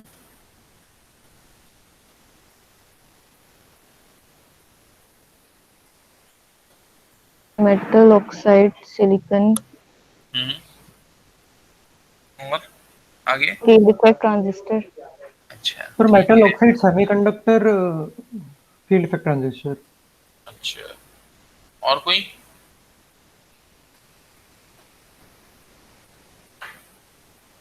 ठीक है, तो मेटल ऑक्साइड सेमीकंडक्टर। ठीक है, तो ये चीज हम अभी देख चुके हैं फैब्रिकेशन वाली स्टेज पे। ठीक है, अब बचा क्या?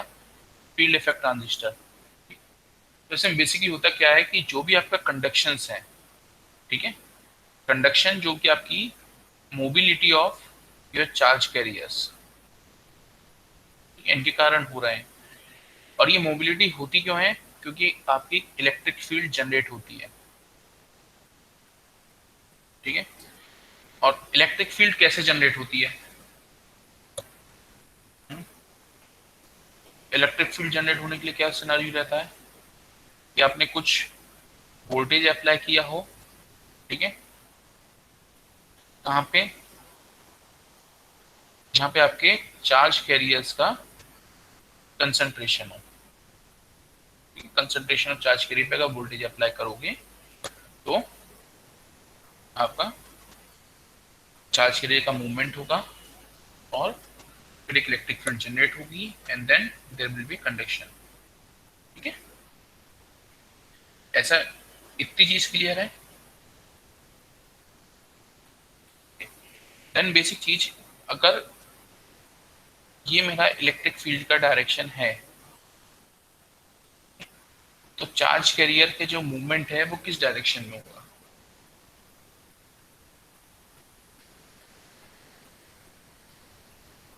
हम्म,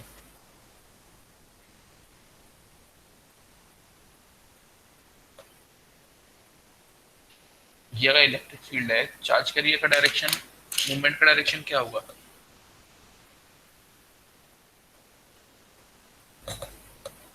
बताओ।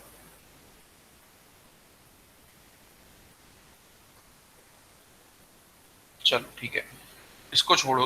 अगर ये बताओ चार्ज कैरियर्स में इलेक्ट्रॉन्स हैं, नेगेटिवली चार्ज पार्टिकल्स हैं, ठीक है, तो ये लोअर पोटेंशियल से हायर पोटेंशियल मूव करते हैं या हायर पोटेंशियल से लोअर पोटेंशियल मूव करते हैं?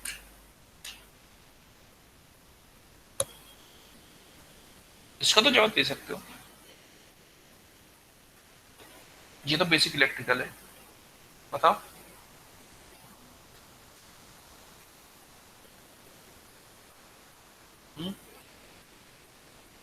चार्ज अगर negatively charge lower to higher. Lower to higher क्यों? अब इलेक्ट्रॉन स्पार्स का रीजन क्यों?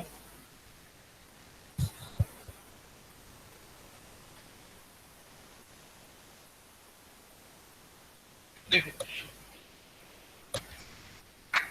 Lower potential to higher potential की हम बात कर रहे हैं, ठीक है। तो बेसिकली जो भी हम स्टडी करते आते हैं हमेशा बात करते हैं हम 0 वोल्ट से लेके 5 वोल्ट, ठीक है, ऐसे ही बोलते हैं हम, ठीक है। पर अब मैं बोल रहा हूँ ये 0 वोल्ट नहीं है, this is your reference voltage to higher voltage with respect to your reference voltage, ठीक है। मतलब कि लोअर पोटेंशियल आपका हो सकता है -5 volt to higher potential suppose 3 volt, ये भी चलेगा।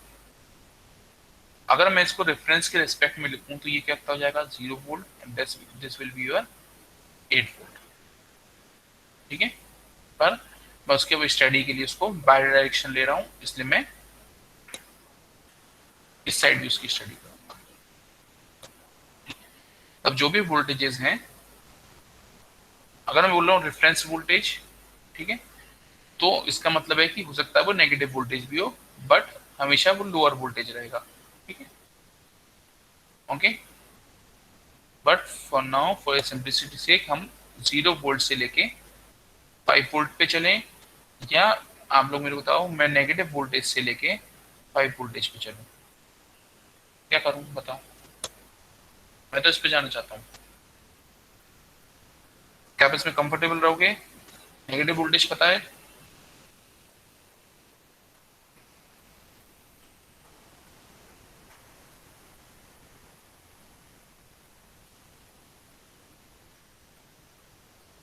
चलो ठीक है। अच्छा मेरे को ये बताओ, एक इलेक्ट्रोड है, यहाँ पे 5 वोल्ट का मैं अप्लाई कर रहा हूँ, एक इलेक्ट्रोड पे मैं 5 वोल्ट अप्लाई कर रहा हूँ, ठीक है, इधर -5 और 5, और ये मेरे पास एक इलेक्ट्रॉन है, इसका मूवमेंट किस डायरेक्शन में होगा, ए या बी? टुवर्ड्स पॉजिटिव 5 वोल्ट या towards negative 5 volt? towards positive, हम्म, towards positive 5 volts। क्यों? जो नेगेटिव चार्ज है वो पॉजिटिव की तरफ जाएगा। क्यों जाता है? वो बात पूछ रहा हूँ मैं, क्यों जाता है? पर फ्रैक्शन हाँ, स्टेबल होने के लिए, क्या करने के लिए? Voice clear? स्टेबिलिटी। स्टेबिलिटी के लिए, ठीक है। क्या होता है कि जहाँ पे हम बात कर रहे हैं पॉजिटिव चार्ज की, वहाँ पे क्या है, होल्स का जो कंसंट्रेशन है वो ज़्यादा है, ठीक है। तो ये जो होल्स हैं वो इस नेगेटिवली चार्ज पार्टिकल को अपनी तरफ अट्रैक्ट कर लेते हैं, और यहाँ पे क्या है, नेगेटिव चार्ज पार्टिकल्स का कंसंट्रेशन ज़्यादा है, तो ये क्या करते हैं, सेम पोलरिटी को रिपेल करते हैं, ठीक है। सेम पोलरिटी थी तो रिपेल करा, और अपोजिट पोलरिटी थी तो उसने अट्रैक्ट किया, ठीक है। इसलिए इलेक्ट्रॉन्स क्या होते हैं, नेगेटिवली चार्ज पार्टिकल्स, वो नेगेटिव से पॉजिटिव पोलरिटी की तरफ ट्रेवल करते हैं, तो basically lower to higher potential, ठीक है, हायर पोटेंशियल पर ट्रेवल करते हैं, ठीक है। ये पॉइंट क्लियर था?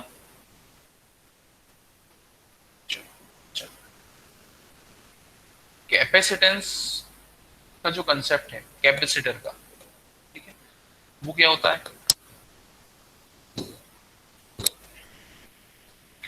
अगर मेरे पास दो प्लेट्स हैं, यहाँ पे +5 वोल्ट अप्लाई कर रहा हूँ, यहाँ पे -5 वोल्ट में अप्लाई कर रहा हूँ, तो इलेक्ट्रॉन्स या होल्स कहाँ पे क्या एक्यूमुलेट होगा, ये बताओ मेरे को। इलेक्ट्रॉन्स कहाँ पे एक्यूमुलेट होंगे, कौन सी प्लेट के ऊपर? 5 वोल्ट प्लेट पर इलेक्ट्रॉन्स रहेंगे, पॉजिटिव 5 वोल्ट पर होल्स रहेंगे। ऐसा? Yes, sir।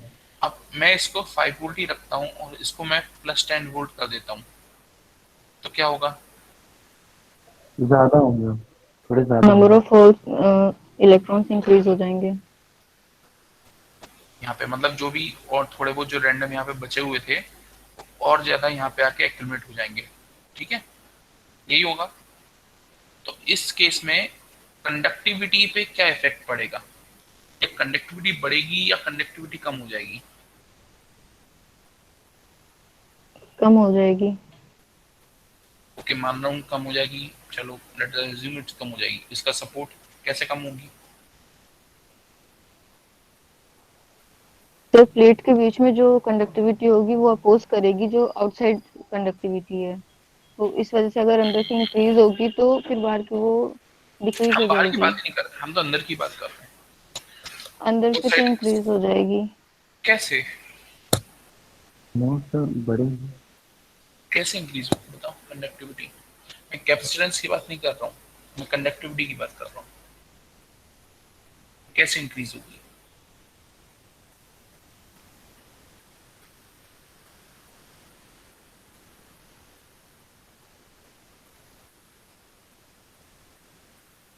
तो कैपेसिटेंस के बेसिक स्टेटमेंट पे जा रहे हो। कैपेसिटेंस का बेसिक फंक्शन क्या होता है? चार्ज को स्टोर करना, ना कि चार्ज को फ्लो कराना। मतलब जैसे जैसे मैं कैपेसिटेंस का वोल्टेज बढ़ाऊंगा, चार्ज ज्यादा स्टोर होना चाहिए, ठीक है। तो कंडक्टिविटी बढ़ेगी या घटेगी?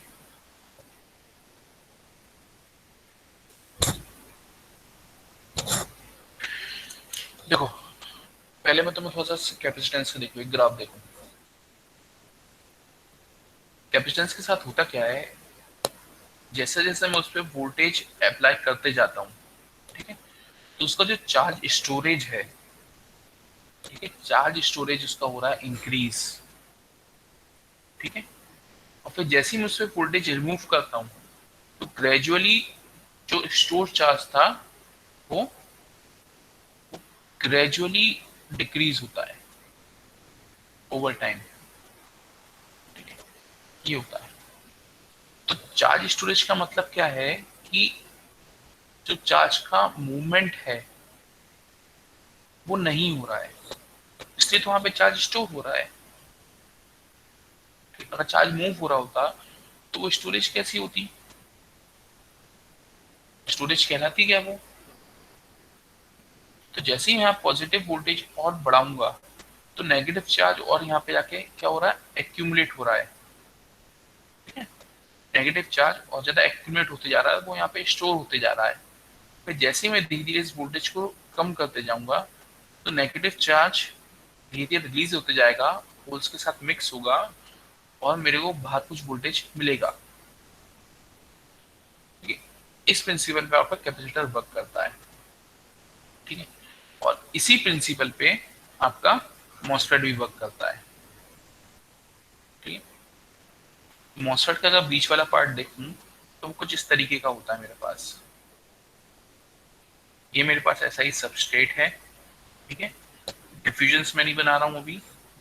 ये मेरे पास एक SiO2 की थिन ऑक्साइड की लेयर थी, ठीक है? और यहाँ पे मेरे पास ये पॉलीसिलिकॉन था। ये पॉलीसिलिकॉन है, ये SI सबस्ट्रेट है, बीच में एक इंसुलेटिंग लेयर है थिन ऑक्साइड की, ठीक है।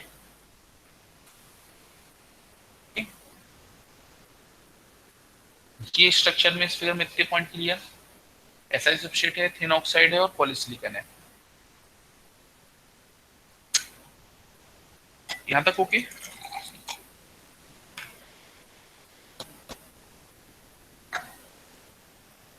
ठीक है। Yes sir. दूसरी मैंने बोला था पहले ने कंडक्टिविटी के बारे में कि ये आपका इंसुलेटिंग लेयर होता है, ठीक है, this is insulating layer, this is your semiconductor, and this is also a semiconductor layer with but with higher conductivity as compared to this semiconductor layer.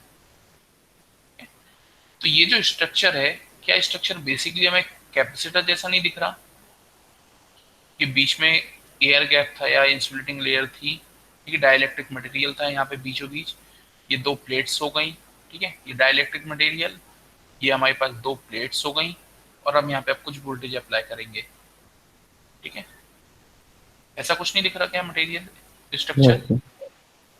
ठीक है। तब होता क्या है, अब मैं इसको थोड़ा बड़ा बना रहा हूँ,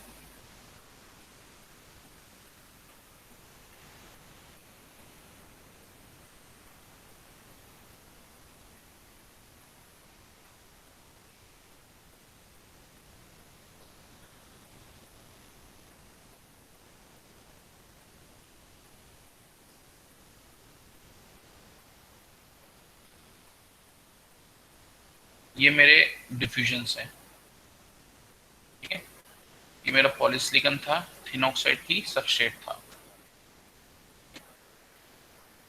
अब सबस्ट्रेट में जो मेरे सबस्ट्रेट किस टाइप का है, पी टाइप का सबस्ट्रेट है, मतलब इसमें क्या होंगे, होल्स थोड़े से ज्यादा होंगे और जो इलेक्ट्रॉन्स हैं थोड़े से कम होंगे, ठीक है।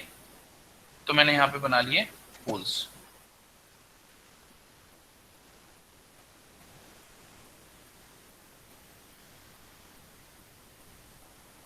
ओके, ये मैंने होल्स बना लिए, यहाँ पे होल्स ज्यादा होंगे और जो नेगेटिवली चार्ज पार्टिकल्स हैं वो थोड़े कम होंगे, ठीक है, ओके, यहाँ तक ओके है अभी। Yes sir. अब ये मैं बोल रहा हूँ, ये है मेरे पास रेफरेंस वोल्टेज पे या ग्राउंड वोल्टेज पे ये वाली प्लेट, मतलब दिस विल बी एट से 0 वोल्ट या फिर आपका नेगेटिव मान लो 5 वोल्ट, ठीक है, या नेगेटिव 5 वोल्ट पे,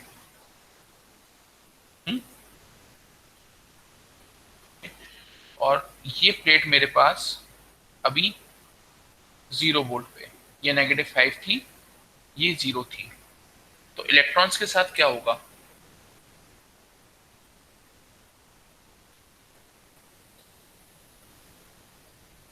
इलेक्ट्रॉन्स किस लेयर पे जाके एक्यूमुलेट होंगे, 0 वोल्ट।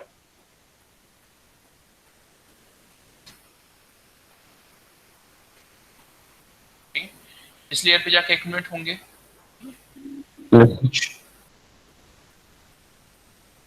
मेरे इलेक्ट्रॉन्स यहाँ पे आके एक्यूमुलेट हो गए, ठीक है। तो अब ये जो रीजन है मेरे पास, कर्सर दिख रहा है, green Yes, colour sir. Cursor लगा रहा हूँ, ठीक है, इस रीजन में क्या होगा, मेरे पास होल्स का कंसंट्रेशन थोड़ा सा इंक्रीज हो जाएगा, और इस रीजन में कंपैरेटिवली मेरे पास इलेक्ट्रॉन्स का कंसंट्रेशन ज्यादा रहेगा, ठीक है, होल्स इधर हो गए, रिपेल हो गए, ये कंपैरेटिवली ये पॉजिटिव वोल्टेज था डिफरेंस से कंपैरेटिव, तो होल्स तो रिपेल हो गए और इलेक्ट्रॉन्स यहाँ पे इकट्ठे हो गए, ठीक है, ऐसा ही हो रहा है, ठीक है। तो ये जो चीज है इसको हम क्या बोलते हैं, एक्यूमुलेशन, ठीक है, ये हो गया क्या मेरा एक्यूमुलेशन। अब इस वोल्टेज को सपोज मैंने कर दिया 3 वोल्ट, ठीक है, और ज्यादा पॉजिटिव कर दिया। अभी पोटेंशियल डिफरेंस क्या था, पहले पोटेंशियल डिफरेंस था 5 वोल्ट का, अब पोटेंशियल डिफरेंस हो गया है 8 वोल्ट का, ठीक है। अब क्या होगा,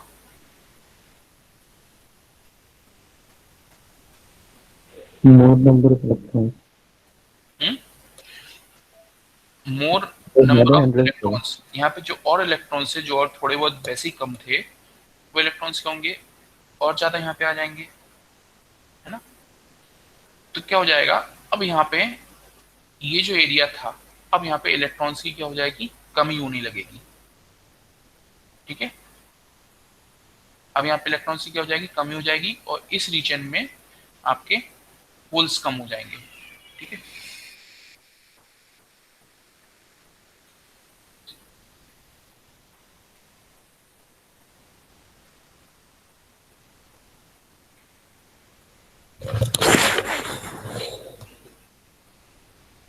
ESP की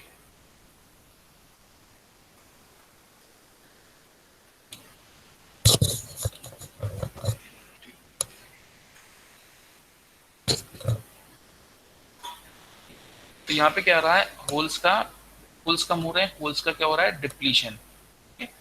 इलेक्ट्रॉन्स तो यहाँ जा रहे थे, तो इलेक्ट्रॉन्स का तो एक्यूमुलेशन हो ही रहा था इस जगह में, और जैसे ही मैं वोल्टेज को और ज्यादा पॉजिटिव करता हूँ तो होल्स का क्या हो जाएगा, डिप्लीशन हो जाएगा। तो इस चीज को फिर हम क्या बोलते हैं, डिप्लीशन। ठीक है, ओके। और ये जो एक लेयर बनती जाएगी यहाँ पे नेगेटिवली चार्ज पार्टिकल्स की, उसको हम बोलते हैं डिप्लीशन लेयर। ओके, यहाँ तक ओके है, कोई क्वेश्चन तो नहीं? ठीक है, अब अगेन मैंने इसको और ज्यादा बढ़ा दिया, मैंने इसको कर दिया 5 वोल्ट, क्योंकि मैक्सिमम परमिसिबल था, टेक्नोलॉजी डिपेंडेंट। ठीक है, मटेरियल डिपेंडेंट भी। अब पोटेंशियल डिफरेंस कितना हो गया, 10 वोल्ट। अब क्या हुआ, और जो बचे हुए इलेक्ट्रॉन्स हैं, अब सारे इलेक्ट्रॉन्स इस जगह कंसंट्रेट हो जाएंगे इतने एरिया में, इस प्लेट के पास, और सारे होल्स क्या हो जाएंगे, इस प्लेट के पास हो जाएंगे। तो बेसिकली ये जो पूरा एरिया था जो मैं ग्रीन बाउंड्री में बना रहा हूँ, ठीक है,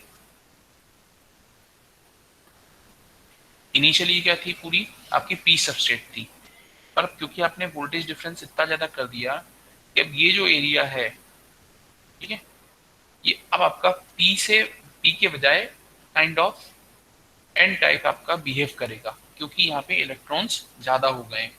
ठीक है, तो इसको हम बोलते हैं इन्वर्जन।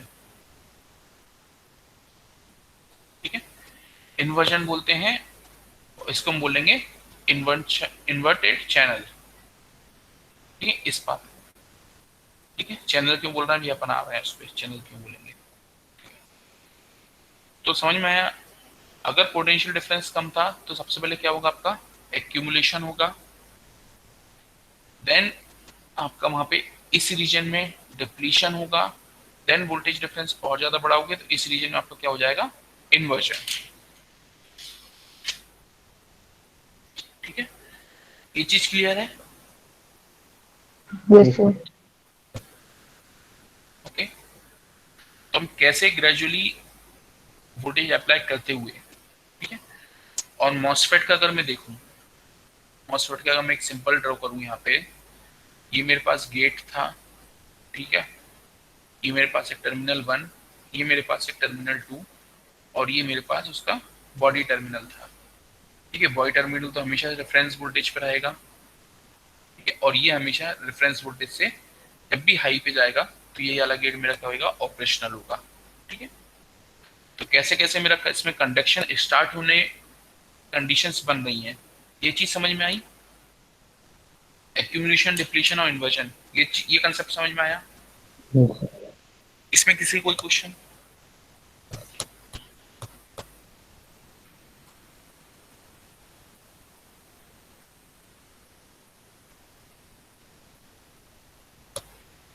पक्का किसी कोई क्वेश्चन तो नहीं है?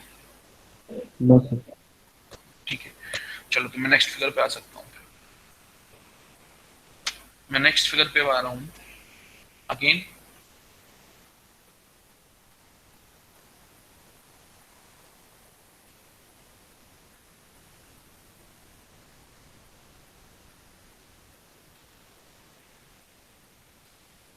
SiO2 थी, ये पॉलीसिलिकॉन था, ये मेरे पास डिफ्यूजन्स थे।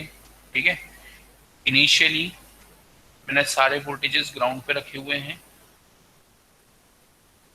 ठीक है,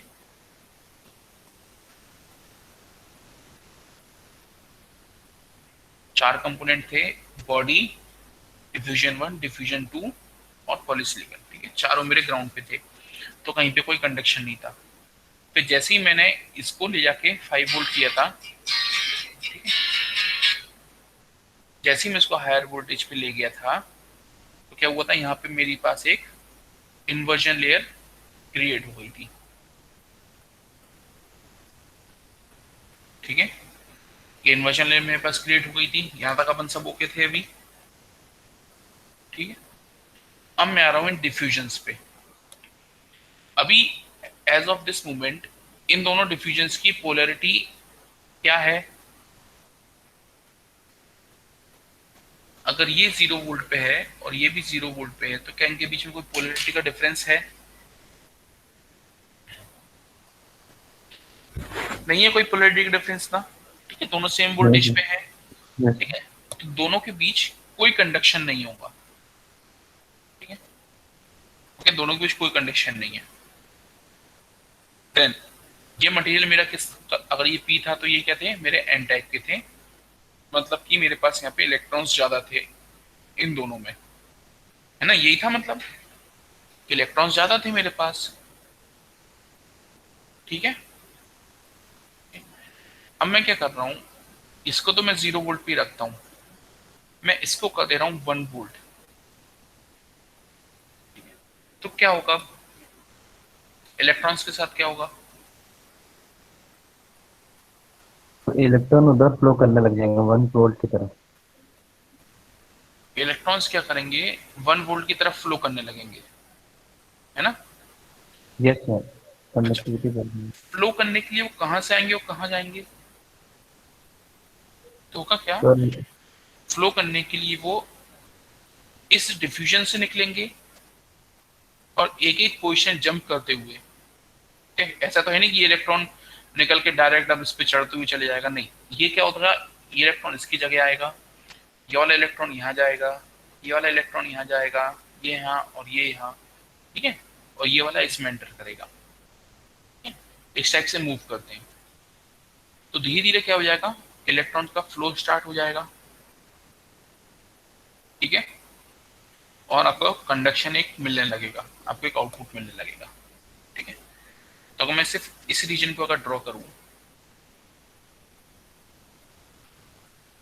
मैं सिर्फ इस रीजन को मैंने ड्रॉ किया है, ठीक है, जिसको कि मैं बोल रहा हूँ चैनल। ठीक है, 0 वोल्ट था और ये 0 वोल्ट था। तब जैसे ही मैं इसको 1 वोल्ट कर रहा था, ठीक है, तो यहां से मेरा इलेक्ट्रॉन मूव होते हुए अब इसका डायरेक्शन मूव का कैसा हो गया था, इस साइड। ठीक है, तो यहां से मतलब मेरा इलेक्ट्रॉन निकल रहा था और यहाँ पे मेरा इलेक्ट्रॉन एंटर कर रहा था। तो अब मैंने इसको बोल दिया, इसलिए इस टर्मिनल को जो लोअर पोटेंशियल पे था, मैंने इसको बोल दिया क्या, this is my source, this is my drain.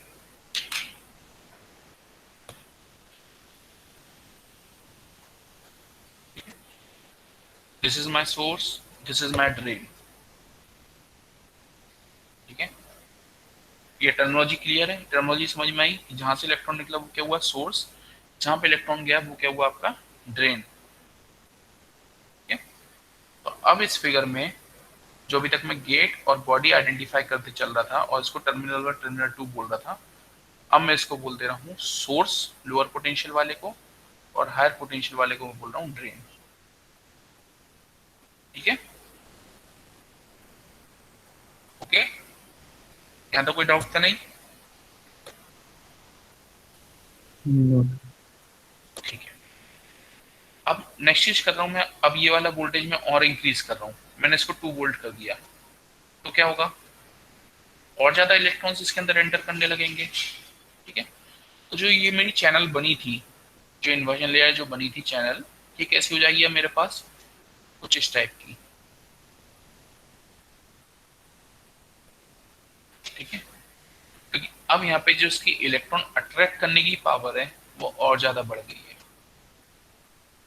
ठीक है, तो जैसे जैसे मैं वोल्टेज बढ़ाते जाऊंगा, मेरी चैनल क्या होती जाएगी, ड्रेन के साइड से उसकी थिकनेस और कम होती जाएगी। ठीक है, और एक सर्टेन मोमेंट आएगा जब उसकी थिकनेस कुछ इस टाइप की होगी, ये पॉइंट यहाँ पे, अगर ड्रेन की बाउंड्री थी तो। ठीक है, इस वोल्टेज को मैं बोलूंगा क्या, पिंच ऑफ वोल्टेज। ठीक है, ओके, क्या बोलूंगा मैं इसको, पिंच ऑफ वोल्टेज। तो क्या होते जा रहा है, जैसे जैसे मेरा कंडक्शन इंक्रीज होते जा रहा है, मेरी जो चैनल की एरिया, अगर मैं बोलूं चैनल का एरिया क्या होते जा रहा है, जो चैनल का एरिया है वो क्या हो रहा है, कम कम हो रहा है। डिक्रीज।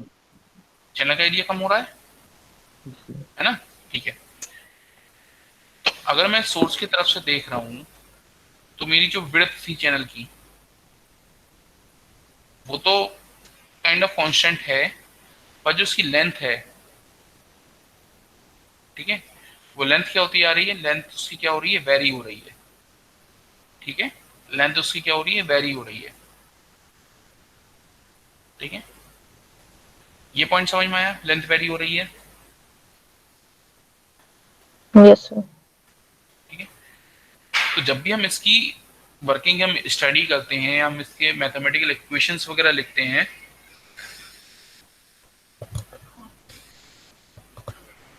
मेरा सर अभी 15-1 मिनट तक का लेक्चर हो रहा है, 12-10 तक का लेक्चर लगभग। सो लेंथ वेरी हो रही है, ये चीज समझ में आई। ठीक है, अब इसके आगे के जो भी कंसेप्ट है हम नेक्स्ट क्लास में डिस्कस करेंगे, पर फॉर सिंपल अभी हम एक अगर रिव्यू देखें, हमने आज क्या क्या देखे हैं इस स्ट्रक्चर को लेके। पहली चीज हमने क्या देखी कि जो हम गेट पे और जो बॉडी पे वोल्टेज अप्लाई कर रहे थे, ठीक है, उसके कारण क्या इफेक्ट पड़ रहा था, इफेक्ट ऑफ गेट वोल्टेज। ठीक है, देन हमने क्या देखा, जब हमने एक्यूमुलेशन, डिप्लीशन और इन्वर्जन वाले कंसेप्ट हमने देखा। थर्ड हमने क्या देखा, हमने सोर्स और ड्रेन का क्रिएशन देखा।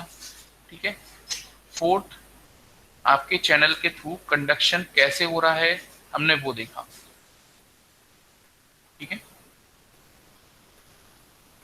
ओके, और फिर जो कंडक्शन के कारण जो इसका चैनल का लेंथ का जो वेरिएशन आ रहा था, हमने उस चीज को देखा। ठीक है, अब ये सारी चीजें कुछ एक वोल्टेज परफॉर्मेंस को इफेक्ट करती हैं। ठीक है, तो वो जो इफेक्ट की हम स्टडी करेंगे अभी नेक्स्ट सेशन में, उनको हम बोलते हैं सेकंड ऑर्डर इफेक्ट्स। ठीक है, थोड़ा सा बुक से देख लेना सेकंड ऑर्डर इफेक्ट्स। ठीक है, नेमली कुछ होते हैं, एक होता है BIBL होता है, फिर चैनल लेंथ मॉड्यूलेशन होता है, एक हॉट कैरियर इफेक्ट होता है। ठीक है, ठीक है, एक बॉडी इफेक्ट होता है, ऐसे 3-4 होते हैं। ठीक है, 3-4 सेकंड ऑर्डर इफेक्ट है, इनके बारे में बाद में देखेंगे। ठीक है, और इनकी जो अभी तो हमने इनकी ऑपरेशन देखा है। ठीक है, अब हम इसके जो इसकी मैथमेटिकल इक्वेशंस हैं उनको डेराइव करेंगे नेक्स्ट सेशन में। ठीक है, ओके, तो आज जो भी हमने चीजें डिस्कस करी उसमें किसी को कोई क्वेश्चन है तो वो पूछ लो। अभी अपने टाइम है 5-1 मिनट का, 12 बजने वाले हैं।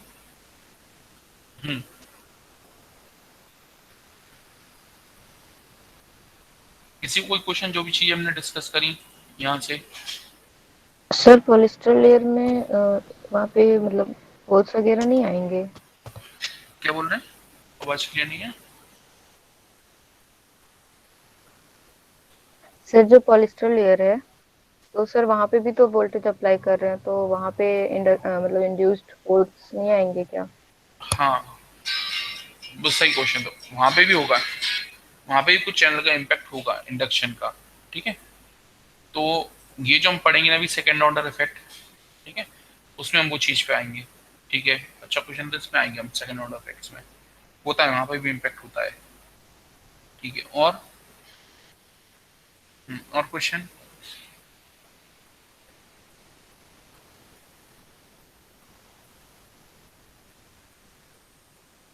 ठीक है, और उसी जो भी आपने पूछा था कि यहाँ कंडक्शन नहीं होता क्या, उसी कंडक्शन को अवॉइड करने के लिए हमने ये जो थिन ऑक्साइड लेयर डाल के रखी है, इसलिए डाल के रखी है हमने, यस सर। इसके कारण डाली है हमने। तो उस पे जो DIBL वाला है और जो हॉट कैरियर इफेक्ट है वो उसी से रिलेटेड है। आपका ये क्वेश्चन है कि बेसिकली अगर हम यहाँ पे 0 to 5 वोल्ट में बोल रहे हैं कि हॉरिजॉन्टल में कंडक्शन हो रहा है, तो वर्टिकल में भी कंडक्शन होना चाहिए था, यही ना। Yes sir. वो होता है, और इसलिए उसको सेकेंड ऑर्डर इफेक्ट में हम रखेंगे, होता है, वो भी होता है। ठीक है, और क्वेश्चंस किसी के?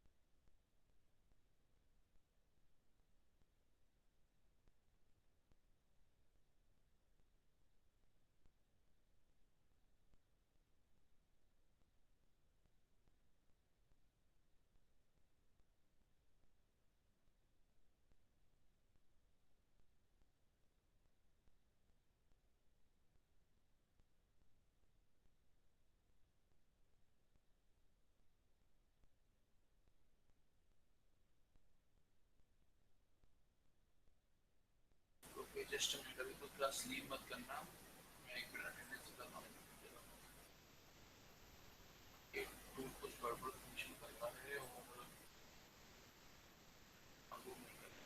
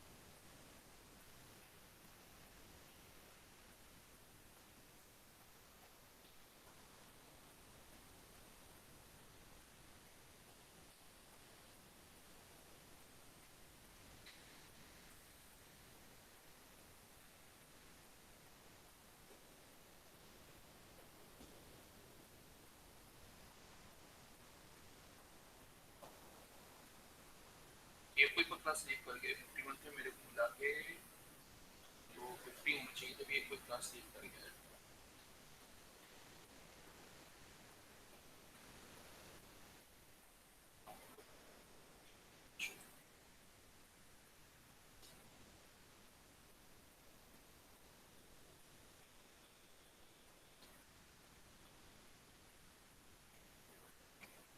सही है।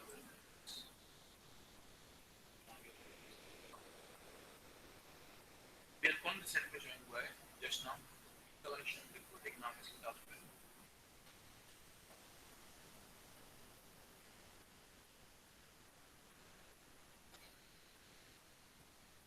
फिर इससे कनेक्शन ब्रेक होने के बाद अपने कोर्स की अटेंडेंस रह जाएगी, नहीं तो इसलिए पूछ रहा हूँ। वे ड्यूरेशन का अटेंडेंस रह जाए अभी।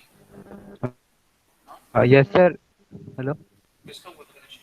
सर, मेरा डिस्कनेक्ट हो गया था सर। भाई 49 सर योगेश। तो 49 से 50 में तुम्हारा ही हुआ है। हेलो। हाँ सर, मेरा डिस्कनेक्ट हुआ था सर। हाँ यार, ठीक है, तुम्हारा नाम आ गया होगा, अब आ गया है, ठीक है। चलिए मैं नोट डाउन करता हूँ। Okay sir Harshita Patel sir 2 second के लिए डिस्कनेक्ट हुआ था। हर्षिता है बेटा तुम्हारा नाम? ये अभी जस्ट इसका उसका हमारा भी डिस्कनेक्ट हुआ था सर, है 2-2.5 मिनट के लिए सर। देखो दिखा दो सबके नाम, देखो दिख रहा है सबके?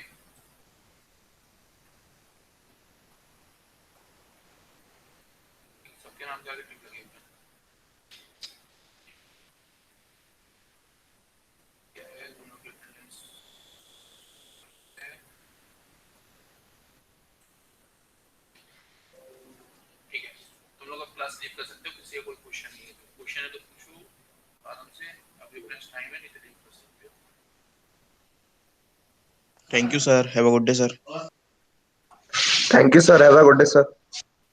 Thank you thank sir. You sir, have a good day sir.